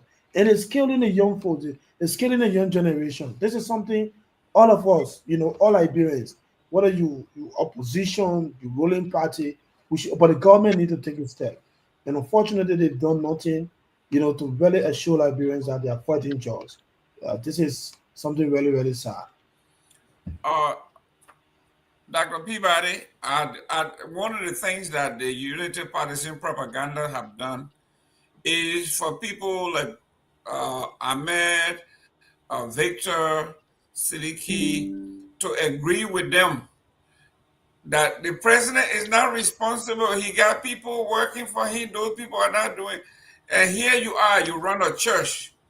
If something happens in the church, they don't go to Dr. Peabody choir. They don't go to the steward board. They don't go to the usher. They go to the pastor or the leader of the church because he is the head of the church. So they think about, well, the president is not responsible. He got responsible. No, he put together a team of men and women to carry out his vision. He vetted these people. Dr. Peabody, we are talking about our nation is going down the drain in drugs. Like somebody just said here, said the young people in all 17 or in all 73 districts are dying in Liberia. We are only seeing those who are dying in the Monrovia area. But all 73 districts in the country, people are dying in the interior, in the middle of the country, outside of the big city. People are dying. And the big people that are being paid the money to address this thing, since July 26, 2024, the president when he took office, he went over there, he took drug tests. I saw them doing drug tests and all that other stuff. And these people have nothing to tell the Senate. This is what we have done. No, they didn't show, they had no idea. This is it was just a charade, Mr. Goodman. Because in the first place, why would the president even go take drug tests? That was so strange to me. When he took, the president did his drug test to prove what? It was a charade. He set up a team, said to do, nobody worked. They probably never even had meeting one day or never have the money to do anything. And they went their own way. That's why they had nothing to report, so they could not report. There was nothing they had to go to the Senate to report to. They had nothing. They have not come together. They have not issued anything. They have not proffered any suggestion on things to be done. They done nothing. And the president himself he's not knowledgeable of what's going on in his own government. Because by the way, by now you should have removed those people and probably fire other people, but he didn't do it. So what we're seeing here is just the whole thing was just charade. He just took over, and you have people who are behind. We'll do a drug test. We'll be the first to do a drug test. But you're not even fighting nothing when it comes to drugs in that country. That country is polluted. How many kids are still on drugs? The airport is very porous. Nigerians can walk through with drugs every day. That's one of the reasons that flight, the Delta, then stopped coming to Liberia. It was not because of the airport facility. It was mainly because they did not have the security. They're going to trust the security there. I've been on that line at Robert International Airport and seen Lebanese guy go in the back. And one time I had to yell at the guy. I said, "Why are you letting him go? He keep going. The thing is making noise." And he tell him to go because I saw him, the Lebanese guy putting money in his hand. And I yelled at him. I said, "Why are you doing this?" So the fact is, our airport, our borders are very porous. So people are coming in there all the time, bringing in drugs. And there's nothing really done to fight drugs in Liberia. The only person I think say he opened his drug facility is Dara DeLong. So he opened drug facility. But the whole country don't even have a mental health facility to treat to treat people. We had what's the hospital we had in that country before? There was some place there that they used to take people for drugs when people who have mental health issues and stuff like that. It no longer exists. Those are the things. If the president was serious to fight drugs, will be fighting to. I think it was Captain Mills, right? Captain Mills. If you're serious to fight drugs, that's the area you should be trying to rehabilitate and bring it back to life. But you go and take drugs like you was on drugs user before or you used drugs before or stuff like that. So I think they're not ready. The president is behind time. I don't think he knows what's going on. I always say that. I say this thing every day. President Barkham made good for Liberia. But it's his age play a major factor in really him being able to really deal with everything, and the people he got behind him, they're not good. They're only there for a second comeback, like Kofi Wood and others. Kofi Wood and others who are sat there and said they were him the advocate for human rights, blah blah blah blah. The moment he got that public job with President Sely, he stole half of the money, and he now with Bwaka, causing all the mess that's going on right now. I don't think they're ready. I think some of those advisors, some of those people that are linked with him, need to go the separate way and bring in young people who can really guide you, who really knows about these things. That's the only way. Tomorrow, ladies and gentlemen, we got a couple of stories here we'll lead with tomorrow. One is Bishop Kotu Brown urges President Wagga to halt the dismissal of 300 transport employees. Wow. 300, if this thing goes through, minimum 300 employees will lose their job in a country where unemployment is almost, 90%. And then the Ivorian Catholic bishops warn of election chaos in the region and demand peaceful vote in 2025 as the President Ouattara demands to go for a fifth term and ban the former President Gbagbo from being on the ballot. He can run, but Gbagbo can run. Yeah, Gbagbo. That is sick. Echo what she got there. Sick that it could happen. So these are the stories we are working on, but it looks like to me, I'm not a prelate or anything, but Victor, it looks like Bishop Kotu Brown is the lone voice. I stay in the show. Oh, okay. Okay. We gotta go to Amen. Yeah, I was sleeping there. I want to do that with CMC now. Yeah, from you. CMC gotta go. From CDC to United Party back to CDC. So why can we do it? I learned from the best. We should bring CMC then on track and forget about these two parties that already have failed us. CMC then should be given the opportunity. So the other thing is gonna do to bring CDC bow. Ahmed, it looks like Bishop Kotu is the lone voice out here. It's like a lone wolf. Nobody else from the Muslim community, from the Christian community. He's out here fighting his own battle. Every time he keeps fighting. But Dr. Peabody said it clearly. Oftentimes, these different communities become compromised. One day, look, there was a voice that was very sharp. Imam Klaye, an Islamic prelate. He now sits on the board of Freeport. For him right now, the country is everything okay. Everything okay. He says the other day he wrote something that I don't just talk easily. I like to make sure I said, you see now, justify his silence because he's there. And I would think that those, before then we never had these talk shows, we never had these advocates and newspaper. It was the religious community, the voices of Sheikh Kafuma Kone, that of Archbishop Michael Francis. Those were the voices. Those are the moral voices in our community. Those are the ones that stood up to the president ancestors. But today, look, we wouldn't have a mirror, a reflection of the past. All of these guys wouldn't talk to get closer to it. For example, you saw the Today press service. Instead, that lady who was leading the prayer talk about, oh God, she talked about she saw the vision of Bwaka. They will never say the truth. That's the problem with someone in the church. They reminded Bwaka that it was her vision that made president. So you've been president now for a while now. Let me hear. We still praying. So you see, can you imagine that?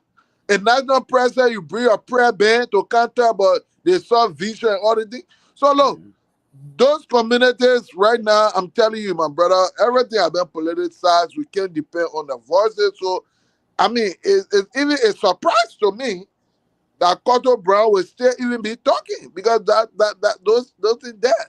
Because look, Let we me said ask you. this. Let me ask you then, maybe Dr. Piba, isn't Bishop Cotto Brown part of the Council of Churches that Dr. Reeves is the president of? Yeah, I mean, he is was he? former president, but he's one of those that very vocal. There are two people in Liberia that really I would give credit to that really they are very vocal when it comes to these things. Reverend J. Garguah Johnson, he has the Restoration Baptist Church. He's very straight up. He's straight up. In fact, he even left we had government when he was there and saw that some things were not going on. He left. And then Bishop Cotto Brown. Bishop Cotto Brown had already spoken up. But the rest of them, that regime pastor. By the time to go there, that one of the vision God gave them that man will be great. That they never see it before. Until they show up with a big offering in the church, then they will tell, oh yeah, this man God told me and God did this. I have a vision. I mean, I would stay with the CDC. No, but when it comes to my position about the CDC was not a party that I joined. It was a party I formed. I don't feel comfortable. I don't feel comfortable just leaving one party to another. I just think it's a waste of time. Look, having spent 20 years in an institution to just leave, and let me tell you something. Does that also mean that I could not position myself for what is right for Liberia? I don't have to be a part of a political party or a movement to be able to provide support and guidance to what is right for Liberia. Because I tell you the truth, my patriotism transcends my partisanship in anything. I'm first a patriot than a partisan, except that in a country we must identify one set of group that with which you identify or express your patriotism through. But no, I'm not limited to that aspect of it going forward. But look, the colors today only validate all of the things we have been saying every day. Because sometimes when we come on the show, people interpret our voices from the party we're from. For example, they will say, oh, you CMC, vice chair, and so everything you highlighting, you only do it. But those voices, different parts of the country, as if to say you gave them the same script. Everybody talking the same thing. Thinking that the president, today's prayer, Liberia is traditionally a Christian country or a religious country, maybe not on legally, but at least close to 77% of the people are Christian. And I want to assume on this call today, I don't think a Muslim person called, but all of the people that called questioned the call to prayer. Liberians are very religious, but they question the call to prayer. They interpret it as the president making fun out of us. It's serious. What that says, it does not bring into question their faith. It brings into question their frustration with what is happening in the country. I am really praying, as you said, Mr. Nangbe, that we don't want the president to fail. So we are really praying that he listen. And you ask a very important question to people: what can the president do? I would think one of the first things is they need to forget about this performance and showmanship attitude. For example, the president came to power with any calculation. They spent thousands of dollars saying they were providing 10,000 RT or RT training to 10,000 young people. Can you imagine that you spend that amount of money now? A single person from that group today got a job, no certification. So you need to stop these things. You need to be intentional with your planning, your programs, ensuring that so if the president will take at least one or two things to do. So if you say you want to concentrate on this road issue, are we going to the companies that are getting government contract of 4, 5, 10 million to tell and say, as part of the condition to get government contract, you must employ at least 30, 40, 50 to 100 persons to do this role? Are they doing those things? Or they just give the contract because kick back and come? Look, we can't keep doing the same thing. You cannot criticize CDC for doing the whole work, so you come and just continue with the same template. So as I said, and it's not that some of us don't want to commend the government when it does the right thing. But having had a chance to be around with government, understanding the excesses, how power can be abused, and how people get confused and lost in transition in the process, I'm saying the same thing. That's why I cannot commend the government, because I'm saying the same thing, the same frustration. I'm seeing it. I'm telling you, look, this 3 years, we're going to the 10th year. It would be the same old cycle every day. Because one, when the president now mentioned is in a bubble, he only listens to a lie. And let me tell you the truth. Presidents tend to believe the lies that people tell them. Those things the supporter can be put on Facebook, that Mr. President, you're doing big. They believe that thing, Mr. President, you're the best president, 1847. They believe it. they can really believe it. I'm telling you. For the first time in 40 years. Yeah, you the best friend. Your experience for 40 years that the only experience, they tend to really believe those things. They don't even go check past it. Can you imagine when the people protested? Just the same line Boyka people took. The boy doesn't even know how to spell kids. Boyka spoiled the same line. They believe those things. And unfortunately in Africa, Liberia in particular, either it is what the president wants, or people will do it to be protected. But around the president, people only take the land that the president will say. They only take the land. People don't tend to provide alternative conversation in that cycle of the president. And most presidents do not have the courage and capacity to accept people who have different views. It becomes difficult. The opposite, for example, Amara Corner wrote a piece highlighting data. He was not even giving his own opinion. He was referencing data. The president said, according to Amara Kone, that, oh, look at that man, he criticized him, but he working as senator and he working in America. That's how much the people do not even accept constructive criticism. Generally, all of them, well, I didn't deal with Doe or Talbot, but I want to believe that for some reason, when people become president of our country, they tend to be opposed to honest view. They tend to be opposed to critical view. Those people with critical view are not really, will not survive long time in that cycle. And it's just unfortunate. It's unfortunate. It's unfortunate.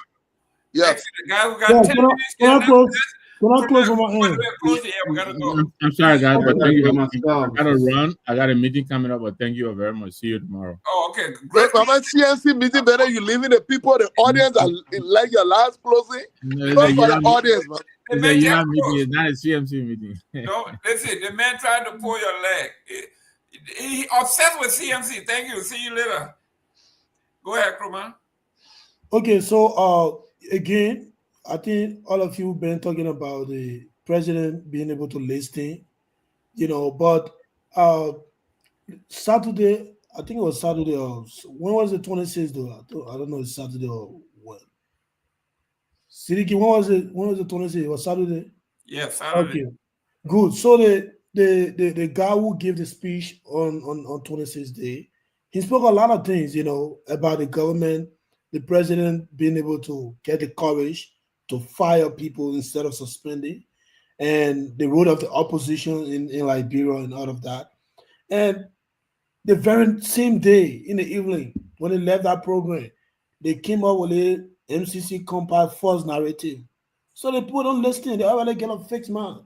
If actually they could listen, they are going to take that guy messaging, because his message was very direct. Stop being deceptive.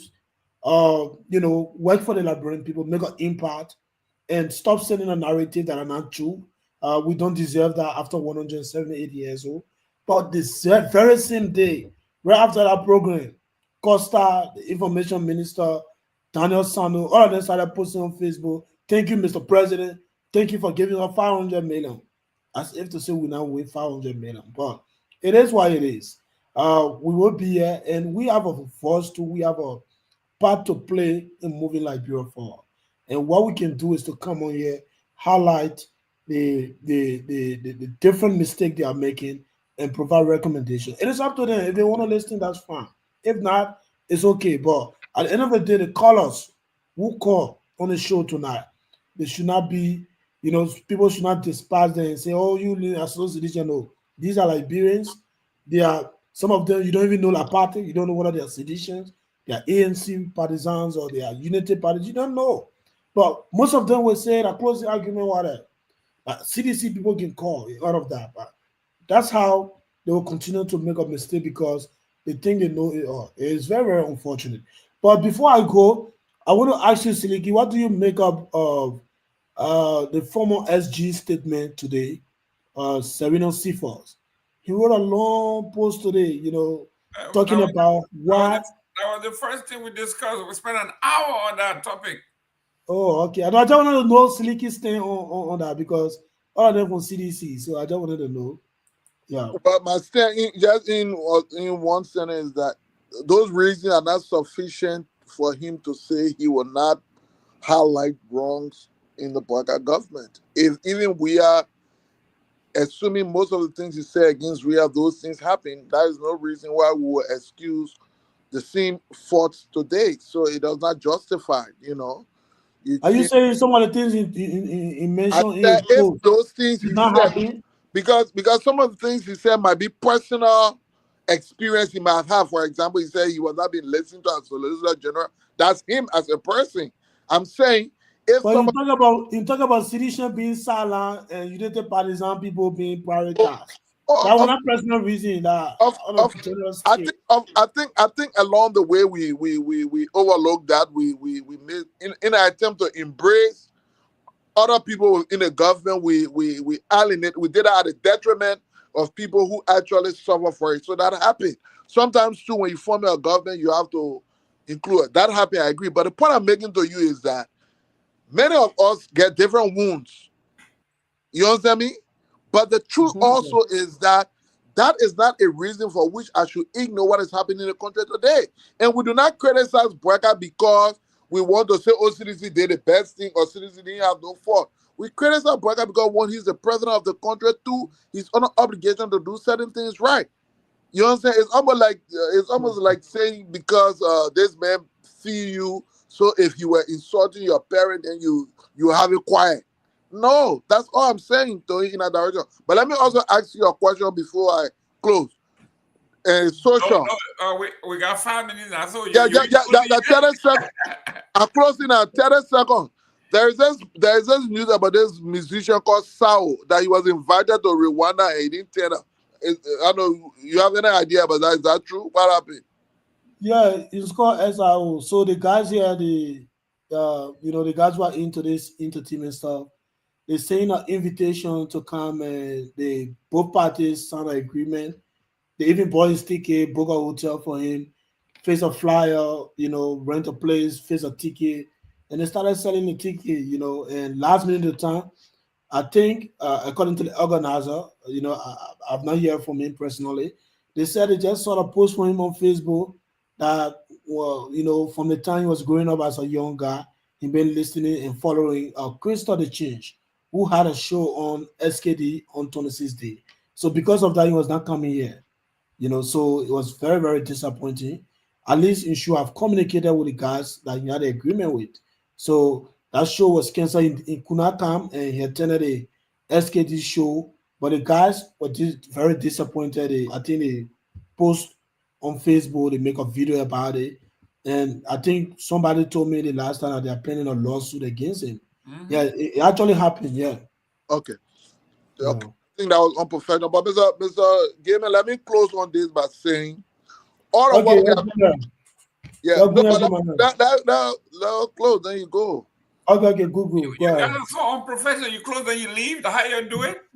Okay, sorry, Chief. I'm here. Mr. Gaiman, I will just make it short 30 seconds. Look, all of the things we say every day was summarized today in the 20 calls, I think 15 or 20 calls today from Liberians expressing themselves. And the only thing we can now say from the closing argument is, Mr. President, the national orator said it. For us, we say every day, your people saying it. The African Development Bank president? Yeah, so where we are now, I don't know, but I think the message is loud, it's clear, it's written all on the wall. It's up to President Bwaga to either read it or listen to it. It was a wonderful show. Thank you so much. Thank you so much, Gamer, for all that you do. And it was nice being here. Yeah, guys, before you go, I want folks who think that we're being unfair. We don't just make up these stories. You see, we do our homework. We scan all the newspapers around the country. I even went to the executive mansion website. I went to the foreign ministry website. So what I read, it was directly from their website about the delegation going to get. Those are verbatim. It's not anything that we make up. Our job is to bring you the headlines, the stories, current events. Nobody come out here with a personal view because they don't like. No, we go to the headline or the different newspaper, and what they are carrying, that's what we are discussing. So it's not that somebody, listen, when they listed some good things about what happened in the country, we'll talk about it. Just that it is so far in between that you think they're beating up on the president. But everywhere you turn, like for instance, the MPA about to shut down, they are selling people property containers. Every container has about 20 to 50 customers from the diaspora. The people get to the port and they got unexpected charges and fees, and they can't afford it now. The headline here says, in a public service announcement from the NPA to auction overstayed containers and cargoes. We are not making this up. This is an announcement from the port itself. So when we talk these things, nobody coming here to say they hate the government or they don't like the government. No, we are getting the news from the executive mansion, from the foreign ministry, from the different newspaper, and everything else, like Serena Sipos, what he wrote, we read it verbatim. Nobody added or subtracted anything. So it was nice talking to you guys. Let's do it again tomorrow, God's willing. See you, young man. God bless. Thank you, Mr. Gamer. Thanks.